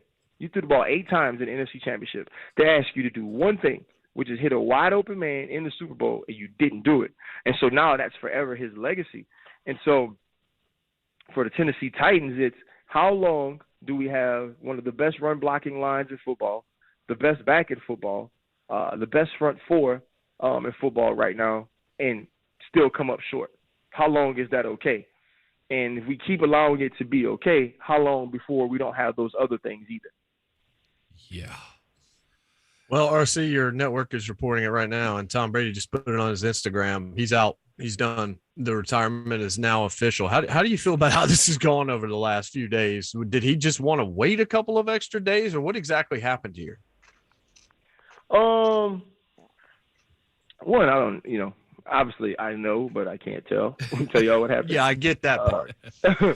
That's like the biggest thing. I think we all start to, when you get to Tom Brady's point in life, and you have all of these outlets and all of these things that you do outside of football, when you have your own show, Man in the Arena, and you're still freaking playing, which is absolutely absurd. Mm-hmm. When you have your own podcast you do every week, I think you like to control your own narrative. And Tom Brady has seemed like a control freak his entire career to me. And so I just think that news being leaked either before he wanted it leaked or in a way that he didn't want it leaked bothered him. And, it's one of those things. Tom Brady hasn't lost a lot.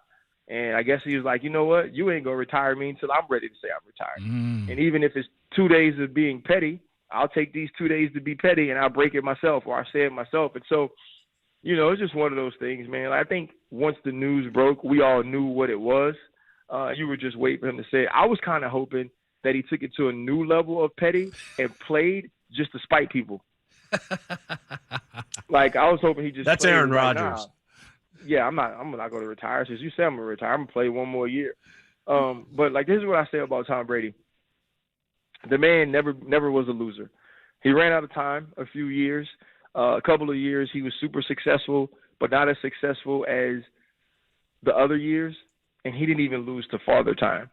See, this game usually retires us, right? We usually can't do it physically anymore. It's too hard to endure off seasons. It's too hard to be ready to play on Sundays, and sometimes even when we get to Sundays, we just aren't very good. Tom Brady never had that. So even in retirement, he's winning. He's winning and saying that you ain't going to kick me out. You're not going to see me get to the place of Big Ben where you talk about half the year why I should retire or when am I going to retire or I have to have a retirement tour. Tom Brady had one of the best seasons in football. He'll probably finish in the top 3 in MVP, and now he's saying, you know what, I'll hang it up. I've done enough, and I think that's pretty dope. That is. He's one of the few, RC, that he has the power to actually do those types of things, and I'm actually glad to see him do it, man. It's pretty cool. Yes, sir. Pretty cool. Great stuff, RC. We appreciate it, man. Thanks so much. We appreciate it, RC. Be good. Yes, sir. Yeah, that's Ryan Clark, who did steal things. He did. Also, if you hadn't checked out the pivot with Taylor Lewan, Titans Nation, give it a listen. Even me, I was like, okay. I'll say this. Taylor is a show, but he's no clown. And the respect I gained from listening to how he approaches stuff, and he even admitted it, like, man, I'm a friggin' adult that sound like a 12-year-old, and he said I'm an instigator. And I was just like, okay, now we get clarity on who he is. Now, again, I know you want to see him play and be better and always show up to game day, but I think it could at least open your mind into who he is and what he's about. He's an opportunist. He said that too. Like all of those things in that pod. The pivot, check out RC. I know we didn't plug him while he was on, but good conversation. Might have been painful. We'll be right back. We'll do some birthdays on the other side. We haven't done that in a while, but yes, it is official. Brady announcing on Instagram, the GOAT is retiring. 22 NFL seasons. Moan, you played forever, and that's twice as long as you played. Easily. He was getting it before I could even – he had, 4 Super Bowls by the time I got to the league, or at least 3. Now watch the speculation that Aaron Rodgers could then just replace Tom Brady in Tampa Bay. Mm-hmm. Still think Denver's probably the option that's number 1, but that will start to fuel speculation. At least it's out there. Hey, I knew RC wasn't going to answer that, but I had to throw it out there anyway. Mm-hmm. You got to understanding that it was definitely something that he wanted to control, right?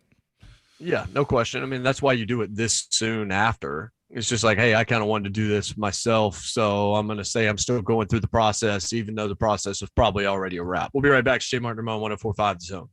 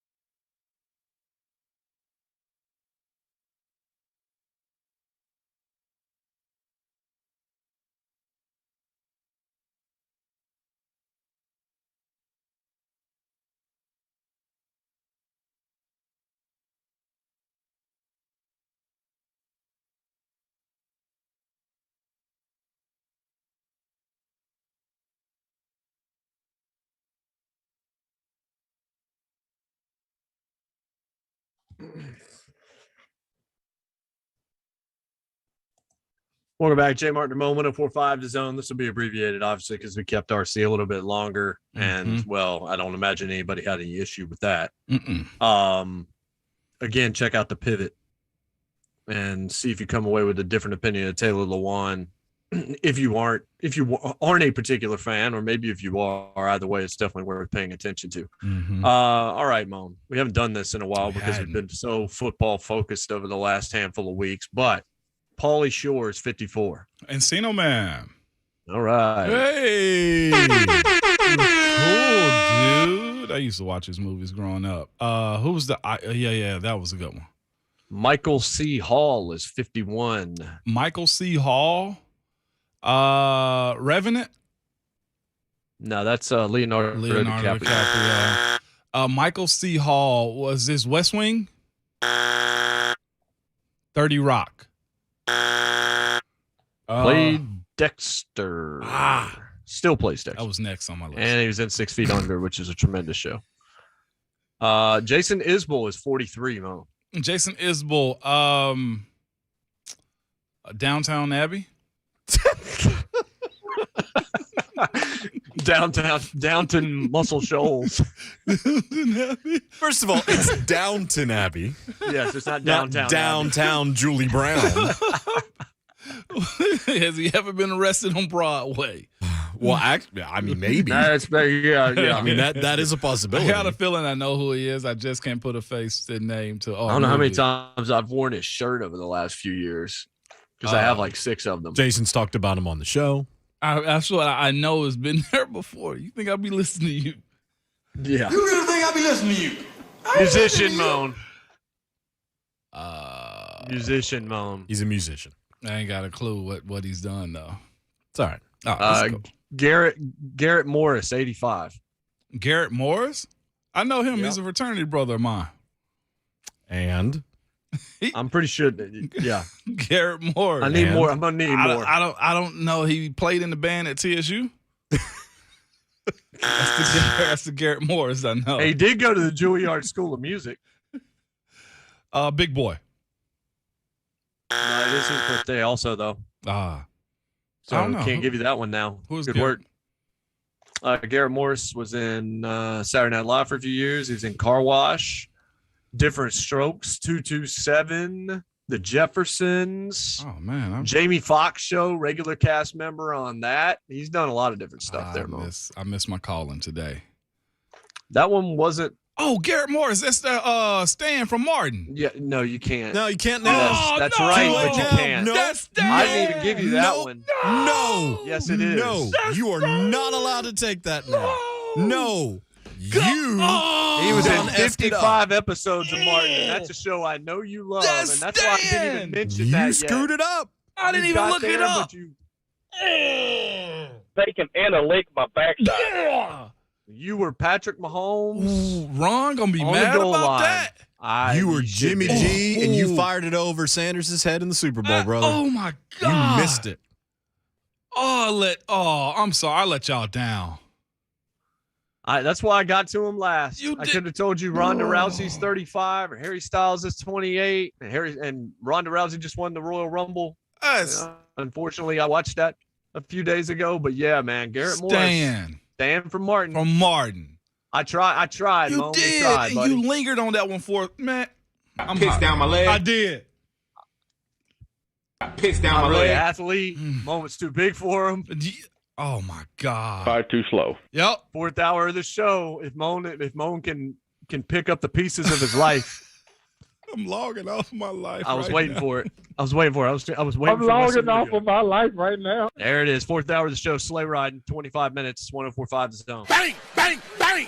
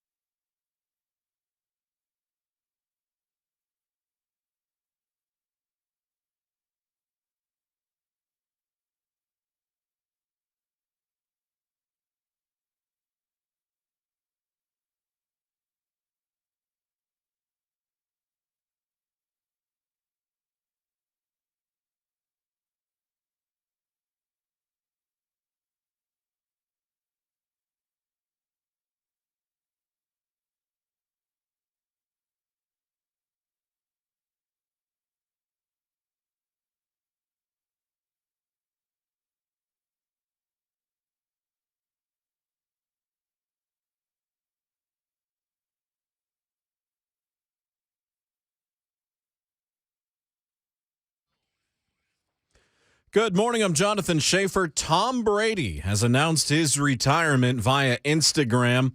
Amongst a lengthy post, Brady says, "I am not going to make that competitive commitment anymore." For Brady, retires as the greatest NFL player of all time. 7 Super Bowls, 22 NFL seasons for Tom Brady. Again, breaking news. He has announced on his Instagram that he is retiring. Defensive tackle Jeffrey Simmons and offensive guard Roger Saffold both named to the Pro Bowl yesterday. Simmons replacing Chris Jones of the Chiefs, who's out due to injury. Saffold replacing Quentin Nelson of the Colts, who's also out due to injury. It's the first Pro Bowl appearance for Simmons and Saffold. Lady Vols rallied from a 13-point deficit last night to defeat Arkansas 86-83 in overtime. In Knoxville, Jordan Horston led Tennessee with 24 points, 11 rebounds, and 6 assists. On the men's side, Texas A&M at Tennessee tonight. Pregame at 5:30, tip at 6, courtesy of the Vol Network right here on The Zone. Vancouver at Nashville, taking on the Predators, 7 o'clock tonight at Bridgestone Arena. Defenseman Roman Josi recently added to the All-Star Game roster, his 4th All-Star Game appearance. For all your foundation repair and waterproofing needs, visit USSTN.com. Breaking news at once. On here with the Titans and Vols, this is 104.5, The Zone.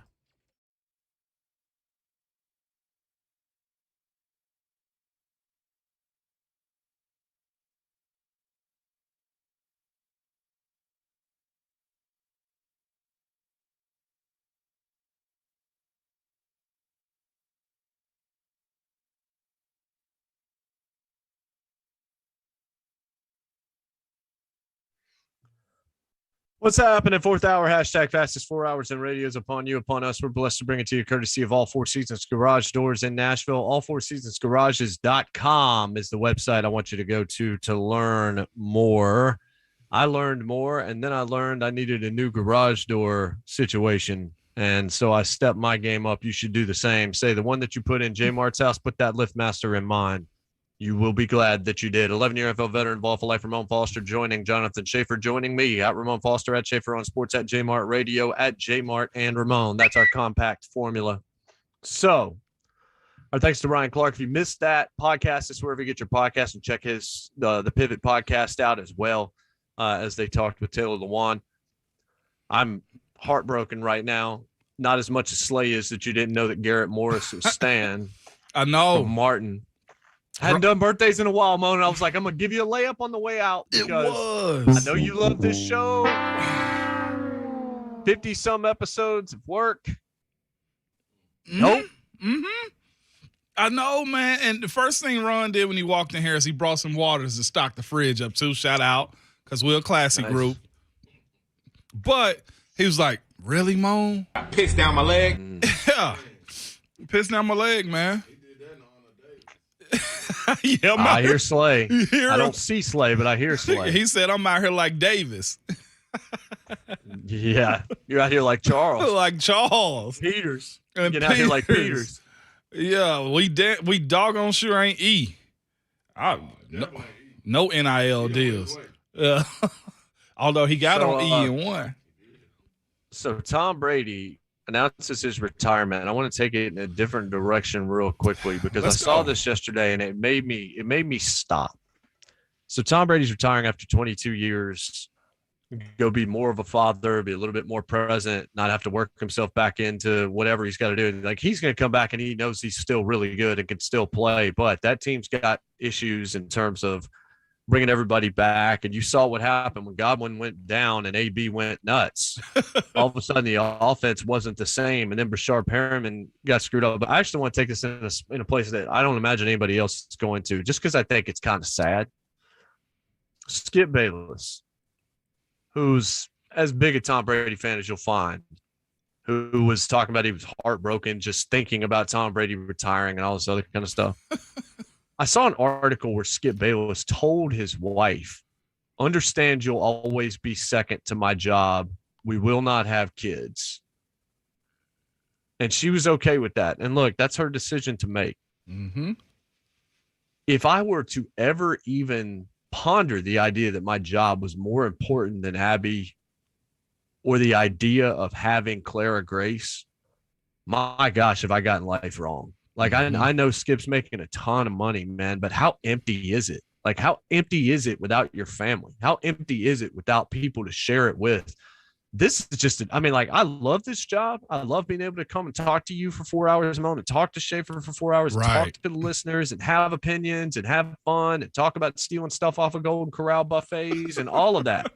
And even having that kind of thing. But like, I'll walk away today. If you put those two things on a scale, I'll walk away right now, like in the middle of a sentence, and I'll break the microphone, curse, get all the FCC fines I have to never be on the air again if it came down to family or job. And I know that's not really it's an odd place to be talking about Tom Brady, but Brady's finally making a different decision for his life. Yeah. And just the idea that Skip told his wife, "You'll always be second to my job." I don't understand that mentality, Mon, is what I'll say. Well, I'll say this. He found the right companion for himself. And that's true. I don't even know if I won't question their love or whatever's behind it, but he's found the right companion for his lifestyle. Now, maybe she felt that way too in her family dynamic, just to throw her out there, because that's the topic of conversation, importance of what I guess the masses think important to what's actually important to him and his wife. And I'll say to this, I think when most people start a career, they started with a timeline in which they want to accomplish certain things, make a certain amount of money, or get to a level of comfort or notoriety. And for whatever's happened in Skip's life, I'm not a therapist and I don't ever claim to be. I just listen to people talk and I make my own assumptions about it. I would say this, maybe he needs that to validate himself, because what is a Skip Bayless without a microphone and a TV camera? You know, like, is that where he's at with those type of statements? Like, all guys I know, to what RC has said, Father Time catches up to you, but he's in a job to which he can do it forever. Long as his voice is good and you say he's uber healthy, he's going to, the Tom Brady train of drinking avocado tequila, he's been on that. A vodka, whatever it was, he's been on that. He wants it to go on and on and on because it's defined to him. Everybody works in a world to where, man, my job doesn't define me. You guys have heard me on this show. I've said it personally to you guys. I never wanted to just be football, only be what I'm known as. I always look forward to the second chapter of my life. And I don't know if Skip Bayless has ever been in that situation where there's ever another chapter. It's the chapter. And even at the end of that, who's ever going to say Skip Bayless is the best to ever hold a microphone or be in front of a camera? I don't think there's a level of achievement for that, other than the fact that it's got to be something personal. It's got to be an ego thing. It's got to be a who am I if I don't have it? And I don't know if Skip is ever willing to face that music. He may not, and I get that to some extent, and we can carry this over because Slay will be with us in the next segment. I'm with you right now. I always talk about.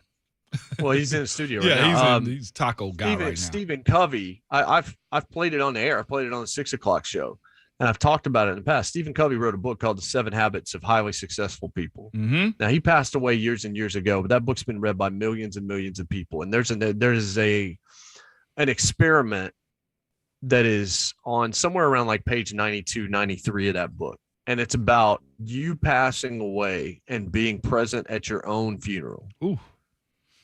And you could overhear all the conversations that were taking place at your funeral. And the question was, what would you want people to say about you? What would you want to hear about yourself? I guarantee you, I don't want to hear, man, JMart really killed it with that take on A.J. Brown back in 2021. Right. It's not about, and no, Moan, you're not going to be in conversations where, or you're not going to be in that situation. You're going to want to hear, man, that block that Moan had against the Cowboys, man. Yeah. That was a hell of a 7-yard run. Yeah. Like, as you get older in life, there's the theory that as you get to about 45, you are putting a bunch of things in a bucket that you think you're supposed to be, who you're supposed to marry, the job you're supposed to have, the car you're supposed to drive, the house. And then the back half of your life is spent emptying that bucket and giving it all away. Because as you get older, you realize that stuff really doesn't mean anything. When you get to the end of your life, and I don't mean like your marriage and all, but I mean like your tangible stuff. Eventually, Vince Carter couldn't jump anymore the same way he used to, so he had to move on. And then when you get down, what you find out when you do this experiment all the people that have been asked this question, what you want to hear is, gosh, man, Mahomes a hell of a father. I watched the way he raised his kids. What a great friend. Always there when I needed him. Man, I saw an example of Jesus, the way he loved his wife. Things like that. Those are the things, legacy things. There's no legacy in some Skip Bayless take about Aaron Rodgers or whatever, but there's legacy in how he treats his wife and how he goes about his life. And not to say he's not a wonderful human being. I have no idea. I know he's been loyal to a lot of people through the years and all of that kind of thing. Never let it be said that my job needs to be part of discussions that happen when I pass away, because I feel like I've missed the boat somewhere and got my priorities wrong. Mm-hmm. And Tom Brady, we're going to talk about his job because it was a little bit different than a lot of people's. But I do like the fact that he's not just going to play until he's 70 because he doesn't think he has anything else to offer the world. When we come back, Ron Slay has a lot to offer us. It's JMart and Ramon, 104.5 The Zone.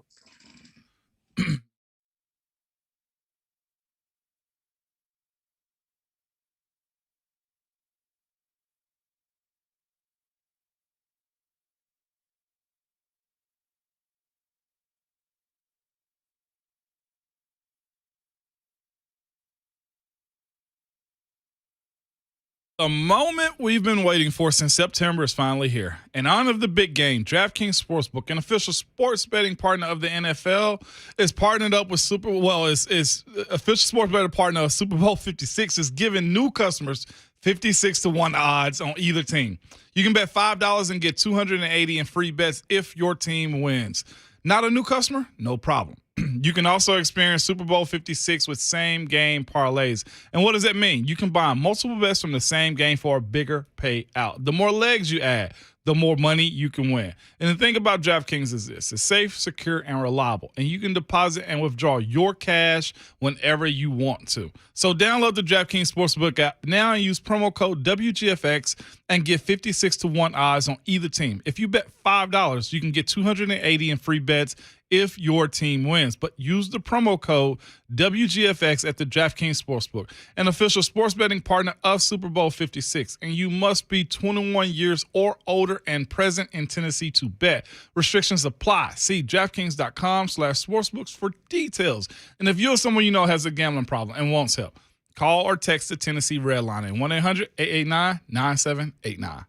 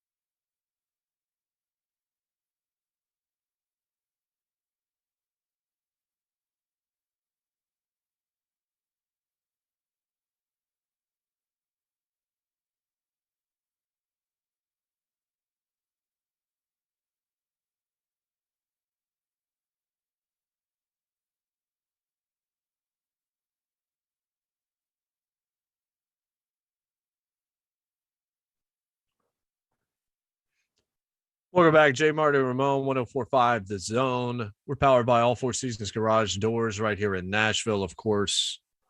11-year NFL veteran of All for Life, Ramon Foster and Jonathan Schaefer. I'm Jason Martin. We're at JMart and Ramon. You can find us there on Twitter, YouTube chat. If you're hanging out there, we appreciate you this morning, as well as everywhere else. So on the scale, as Ron Slay is here, as he is always on Tuesdays at this time, on the scale of Ramon Foster's birthday failures, if it were an NCAA tournament style bracket or some kind of a playoff bracket, where on the scale does not knowing Garrett Morris, who was Stan in Martin, where does that rank? I mean, Kiefer Sutherland's got to be pretty high up on that list. Harrison Ford's got to be really high on that list. But I just have a feeling, Slay, that Garrett Morris is an unforgivable sin as well. Hey, man, let me just tell you this. If you talking NCAA tournament, he's one of the first four out. I'm gonna be real. He don't even think my boy make it. He gonna have to win his conference tournament to get in the tournament. That's what I'm a play-in game. Yeah, you gonna have to. I'm gonna be real, man. That's our guy. I know that's Stan, man. Man, that's our guy. We in the radio. We in the radio station. Like Stan, our boss. Come on, man. It's that easy, man. Stan is Come our on, boss, man. Wow, savagery. You know how we usually shake hands when you walk in? He just simply dapped me up out of love, and that was it. Just because I miss my dog. That was Man, that's rough. But guess what? It's all right, man. You know what I mean? You live to fight another day. Fight. I got tomorrow. Where's the AB? Where's the AB audio, Mo? What's the AB audio? We need the AB audio. Hey, man. Shafe got it. Ooh-wee. Oh, good. Shafe got it. Love, I got it for you. If Shafe don't get to it, he might be fielding calls. I know he getting to it. He in the active, boy. It's like he doing a 300-yard shuttle. Where is he going? You gotta look like it's going on. Even if it's not going on, I give off an impression that everything's all right. And guess what? It's gonna be all right. Because sometimes we just do, man. Sometimes we just do. We just do. So is it gonna be all right for the basketballs? I know it's A&M tonight, but yeah. How difficult was what happened Saturday with Texas? Man, to me, honestly, it was difficult to watch. But listen, I was watching the game with Mon, and I'm telling you, sometimes you just know. You know what I mean? Sometimes you just do it, sometimes you just know. But in this situation, I told Mon, man, for this to be a game, this was about at the 12-minute mark. I said about a 4-minute media timeout, they got to get this thing to 6. Mm-hmm. And they got it down to 6. So, I mean, it's basketball. Now, with this being an out-of-conference game, I don't think it's something that holds that much value. It helps Texas more than it helps Tennessee because they got a top 25 win, you know. And you coming off of a three-game winning streak in the SEC in your conference. So once you get back to your conference, which is tonight, I mean, it kind of is forgotten. I don't think this is going to be when the NCAA committee looks as far as March Madness goes, they're going to look at this Texas team and be like, man, that was a bad loss. That's on one hand. The second thing is, what you got to realize is, where did Chris Beard come from? Came from Texas Tech. Mm-hmm. What was that game like against Texas Tech? The exact same. Yeah. Rock fight. Yeah, a rock fight. You know what I'm saying? Came down to the last shot. This game happened to go into overtime, but it played out the exact same scenario. Santi had a shot on the right wing after penetration to win the game before going to overtime against Texas Tech.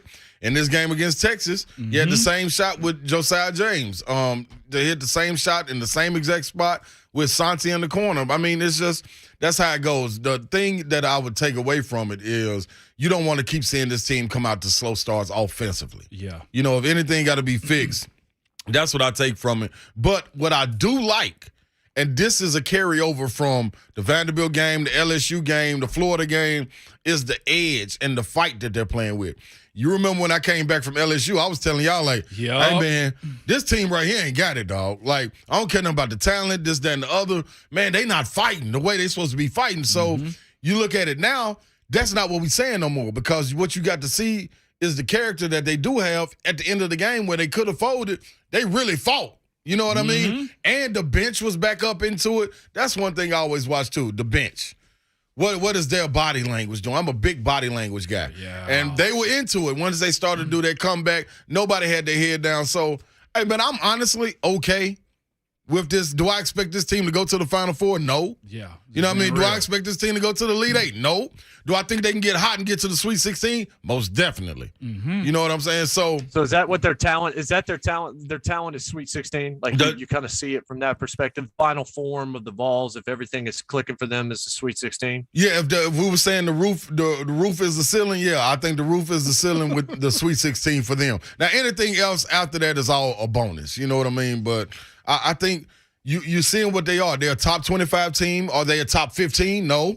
You know what I mean? Do they have the potential to break in there? Yes, but this is where they are, top 15 to top 25. You know what I'm saying? Yeah. You got to have a lot of things go right. You got to be able to score the ball. You got to have guys step up. And that's what they haven't had the entire year. They haven't had consistent guys stepping up. So this is what you get. You get inconsistent play. It's been popcorn. There This you go. guy, that guy. And go. then you more times than not, it's been mostly guys getting cold.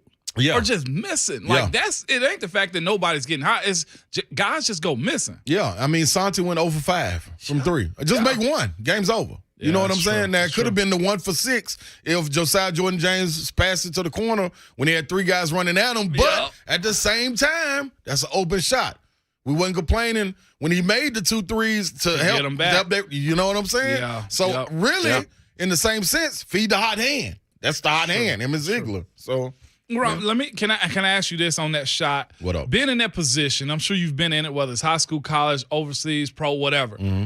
When you miss those, what's the mindset? Because he looked distraught. Yeah. He was down on it. Yeah. And I think it's because of sentimental value of what it meant to Coach Barnes, UT versus Texas. They want to call themselves UT.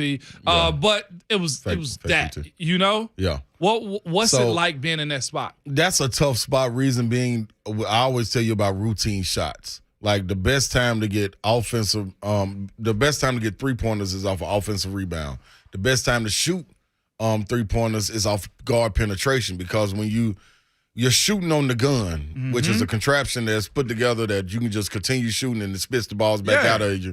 And also when you're shooting with a passer, they stand under the basket to pitch the ball out to you. Those are routine catch and shoots. Like you work on this all your life. Right. You know what I'm saying? So that's why it hurts so bad when you miss an open shot like that, especially with a guy running at you, because you practice it all the time. Yeah. All the time you get the ball as a rebounder, pass it out to him, and you close out with a hand up. Shot may be going up, but you just want to visualize that guy closing out so it can be like game time reps. You know what I mean? So that's why it hurts so bad. And then plus he just hits on. Yeah. You know what I mean? And he's a guy that's also carrying over his career.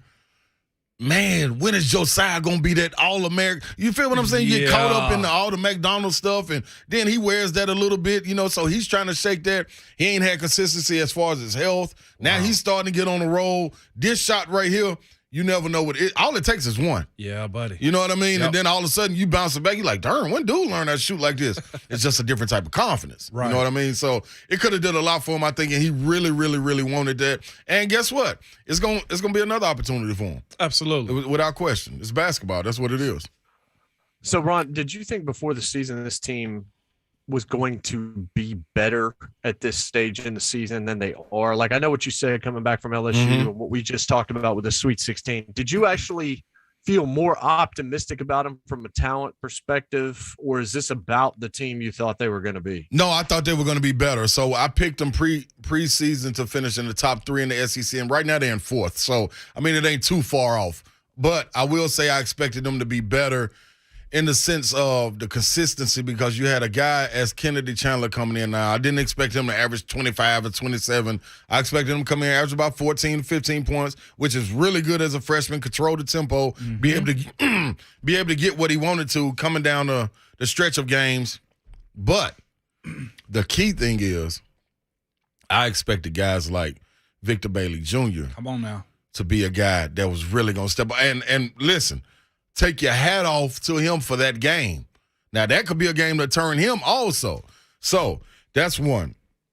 I expected an all-SEC performer in Fulkerson, too. Now, I did say in the offseason last year, what if Fulkerson has hit his ceiling? what if this is the best that it was? Like, it was, they were playing with house money. Nobody expected them to win last year. You know, I mean, not last year, but the year before. You know what I mean? When he went crazy, and then all of a sudden when the team was teetering, he went crazy at Rupp Arena. It's like, wait a minute, we might have something. Right. Then you coming back for another year. It just didn't. It ain't panned out for him right now. Yeah. I also expected Olivier to turn the corner, which he's solid, but man, as athletic as he is, he's supposed to be 12-10 every night. Wow. You know what I mean? Wow. Yeah. That's without question. So I expected those guys to be able to.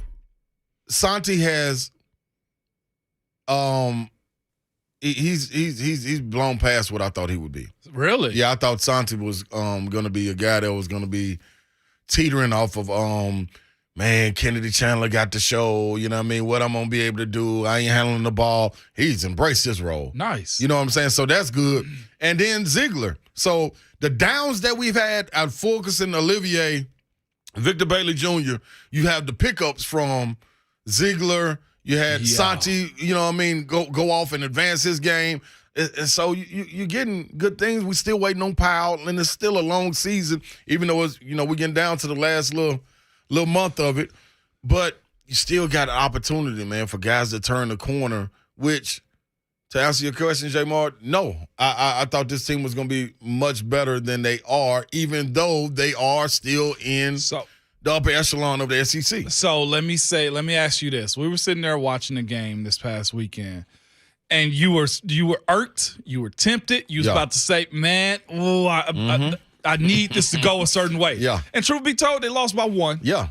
And you still went live and answered questions about it. And you mentioned the idea of Barnes and the way people quick to pull the trigger on him on social media. Yep. If you could pull back the curtain on what you want to say about how people are judging Barnes and the job to be done. I think it's foolish. I think the way he's judged, and a lot of that is because you make what they make as far as money dictate what they should be. And I mean, I guess it's warranted. You know what I mean? If you make, I don't know what it is, $4 million, $5 million, and you up there in the upper echelon of coaches of the Cows and people like that, maybe they expect you to win like that. Yeah. But what you got to come back to is, if you take him out and you want him fired, who you want in? Also, the point you were saying, too, is how many has Cal got? Yeah. With Natties, having, with having the top recruiting class, if he's been there 8 years, 6 of the 8 years. Right. It probably just started to shift a little bit with Duke starting to come in and get the one and dones there and there and then. Outside of that, he's got one, and he had the number one player in America that didn't need to score the ball to be the number one player. You know what I'm saying? So it's different, man. I just think people are a little hard on him. You know what I mean? Do I want him to win without question? And it goes back to what JMart always says, man. Do you want to be right here? Yeah. Or do you want to spike and go on and win that national championship and then just be below average? Yeah, and below the line for 15 years. Is that what you want? Or you want to be in the discussion every year? Every year we come into Tennessee basketball, we're saying Sweet 16 or Elite 8. Every single year. Yeah. I don't care what the talent is. Yeah. COVID, whatever. Every single year. Now, it's a letdown and it's not reaching it. But that's the expectation coming into the season every year. I was there when it wasn't nothing. Yeah. Yeah. You know what I'm saying? So I know. No. So I'm fine with it. Who else outside of Cal is expected? Cal, Bill Self, Coach K, Jay Wright. And recently, this is the other part. Gonzaga. Nope. You know where I'm going. Bruce. And see, the thing is, he ain't coming back, Ron. Say it, man. That's the first. Y'all can stop it. Like, stop it. Bruce Pearl is gone. I'm so glad Auburn locked him up. Same as Lane. Yes. Woo! Salute to Auburn. Way to go, baby. Lock him up. Now everybody can move on. Yeah. Like, he ain't coming back. They make a lifetime deal. He's 61 years old. I talked to him the other day. He is happy where he is. I'm telling you. So be cool, people. Like, move on, man. Embrace what you got. Yeah. And roll with that. So, yeah, man. That's the same that's going on with football. I think we just passed the year. Yeah, I was about to say, embrace what you got. It's an interesting thing to say, considering what you got right now at quarterback. Yeah. Yeah. Mm-hmm. That and coach, man. You remember a year from last year? Yeah. This is around the time we were, everybody's like, what's going to happen? What is a Josh Heupel? Yep. You remember UCF? Yep. You remember all those conversations? And there's an account on Twitter that pulls Vols hot takes and stuff like that. Ooh-wee. Went in. The change in tone in which people had really? a year from a year from now was a year ago is two totally different tones, man. Right. And it's one of those situations, like you said, embrace what you got right now. Now again, Heupel for sure got to hold up his end of the bargain. No question. Didn't lose any assistants so far this year. Got a quarterback that's probably going to be in the Heisman conversation. I don't know how far that's going to go. And it also gave a bunch of spark to a program that, let's be real, it wasn't really one. Yeah. Guys didn't get good until they went to the NFL. We're watching Jawan Jennings right now. Yep. Watching Shy Tuttle right now. Yep. A bunch of guys that played on those teams. Yep. The receiver for the Chargers. What's his name? Palmer. Yep. These guys didn't flourish at Tennessee, but flourish in the NFL. Yep. And I'm just like, that's what we were. No development, no conversation pieces. Plenty of talent. Now we got 3 guys at the Senior Bowl. Yep. And listen to, who was it yesterday? Mike Keith. Mike Keith. Yep. Saying if you get an invite to the Senior Bowl, you got a draftable grade. Yes. That's what 1 year of production and excitement did. I'm a firm believer. Losing in college can affect your draft stock as far as football goes. Yeah. And I think that was one of the main components. What happened to me, what happened to Arian. Rob had a special talent. He went first round. But in general, there are some guys that don't eat because of those, and you got to grind your way to the top. Heck, we talk about Mike Hilton.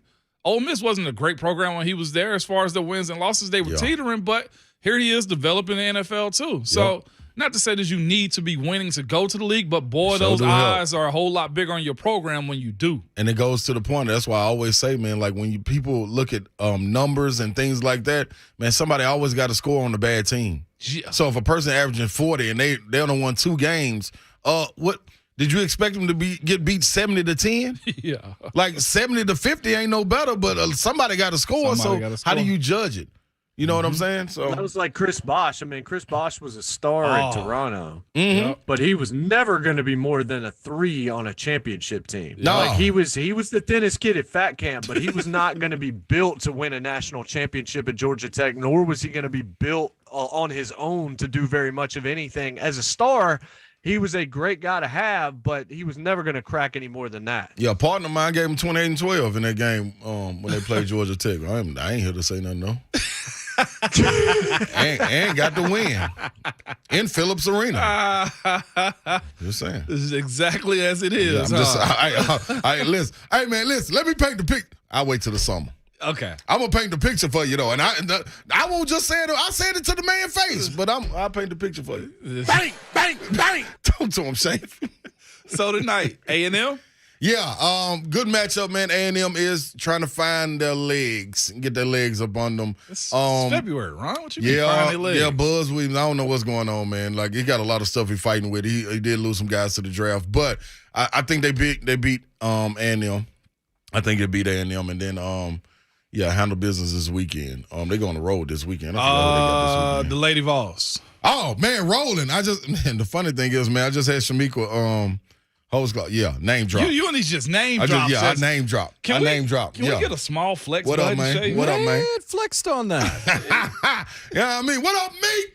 Yeah, I mean, one of the 3 Meeks. You feel me? But yeah, man, Lady Vols doing their thing, man. Last night was a really good game, man. They needed to gut out some wins. Yeah. You know, especially coming off an injury, it's always hard to get your footing back and find out who fills in for who. You know what I mean? And it may not show up in the stats what Key did for them, but with her being out, you got to have somebody rebound. You got to have somebody defend. And they finding a way to do it. You know what I mean? Ray Burrell coming back into her own. She doing her thing. Man, shout out to Vandy, too. They got 2 wins. So that's what's up. Y'all hold on to it. But Lady Vols just, you know what I mean? They just here to do their thing, man. You know what I mean? And salute to the Lady Vols, man. Top 10. That's what we're supposed to be. What turned for them real quick? You know we're up against the break as we always are. What turned for them? And can they get UConn? I think so. Saturday's going to be a big test for them. Harston, I hope I'm saying her name right, Jordan Harston. She's a baller. Okay. Ray Burrell being out of the lineup, let her come into her own. Tamari Key, I think. Yeah. dog down low, boom, boom room member. You know what I mean? Yeah. But then you add Ray Burrell back into the mix. So sustainable. Yeah, I think so. Moving forward for the program. I think, man, Kelly doing a phenomenal job, man. I'm gonna be real. I didn't believe in it. I thought it was a save me hire. You know what I'm saying? Save the culture hire. No, Kelly came in with. But I will say too, not only was I thinking like that, a lot of her Lady Vols were thinking like that as well. So you know what I mean. She proving it all right. You know what I mean, and she rolling with it. So salute to the Lady Vols, man. Keep it rolling. And they beat UConn. Yeah. Ron, what's the what did you steal when you were an athlete at UT? I heard y'all talking about that. I heard y'all. Gatorade. Man, and it all came. A big topic tomorrow. Yeah, I might have to call in for that one, man. It all came from hotels. I heard Savage talking about it, man. Bath towels, man, irons. Man, whoa, stop. Yeah. Stop. What? You stole an iron from a hotel? Yeah, I borrowed it. I meant to take it back. Have you returned it? No, I haven't. I'll tell you one hotel that don't play, though. Ooh. Man, Lowe's, Vanderbilt. Man. How you know? It wasn't me. I ain't going to say who it was on our team because I ain't no snitch. But I'm just saying, hey, man, that man stole the bathrobe, the clock. The clock. The clock. Not the digital one that's on the thing. The clock on the wall. Stole the clock? Hey, man, them people called when we got back to UT and said, hey, man, we're sending y'all an invoice. Y'all got to get it back. Wait a minute. Who was your teammate? Flavor Flav? Hey, it was something like it. We was just as wild. Wearing it around his neck. Hotel decor nice. Hey, man, Lowe's, man, was doing it. You're the reason, man. Y'all are the reason why TVs are bolted down. We are. Hey, man. I walked in there and said, hey, man, dude, your bag can't even zip up. What you doing? He said, I ain't riding the bus back. Well, all right. You know you've done it right. You know you've done it right when all of a sudden your bag has tripled in size and you bought no souvenirs. Adidas duffel bags. Man, my boy. It's like if you're flying back, it's like that bag's got a 50-pound weight limit on it, right? Man, put the clock in the bag. The clock. That was wild. I still can't believe the clock. That's my boy. Bath towels, though. What was he planning on doing with the clock? Putting it in his apartment. Decor. That's what he was planning on. That's what he was planning on doing with it. Decor. Man. Decor. Spruce this room up a little bit. Oh. I feel like that's the AB drop when he got caught. I'm just saying. I don't know what to do, man. He was all American. You know you're important. He's a you're important when you're important when the commissioner of the NFL puts out an official statement. PR release on your retirement. That's real. Because that just happened. We'll be right back. JMart and Ramon, 104.5 The Zone.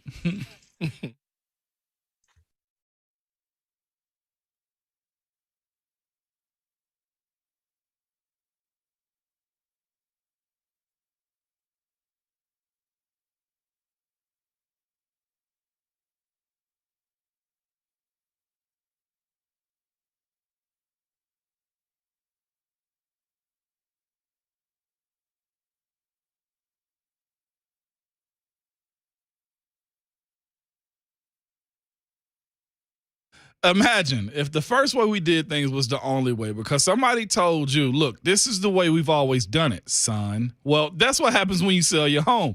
You list your house and you got to keep the show ready because you never know when somebody want to drop by for a quick look. Or you have dozens of people marching through your home who may or may not be serious about buying your home, and most of the time they're not. And this goes on and on and on until the right buyer comes along. Well, now we found a way to end that. And it's Ramon Foster, and I want to tell you what I did. I went to opendoor.com, and I put in my address and home info, and I got an offer back in no time, straight to my email. There's no listings, no strangers, and no stress. Open Door gives you a real competitive offer in minutes. Just go to opendoor.com/WGFX and get your free offer. Open Door is a new way to sell without all the hassles of a traditional home selling, and you'll know what you're getting, and you can decide when you want to close. Go to opendoor.com/WGFX and get your free offer today. That's opendoor.com/WGFX. And offer eligibility varies. And Open Door is represented by Open Door Brokerage, Inc., license 02061130 in California, and Open Door Brokerage, LLC in his other markets.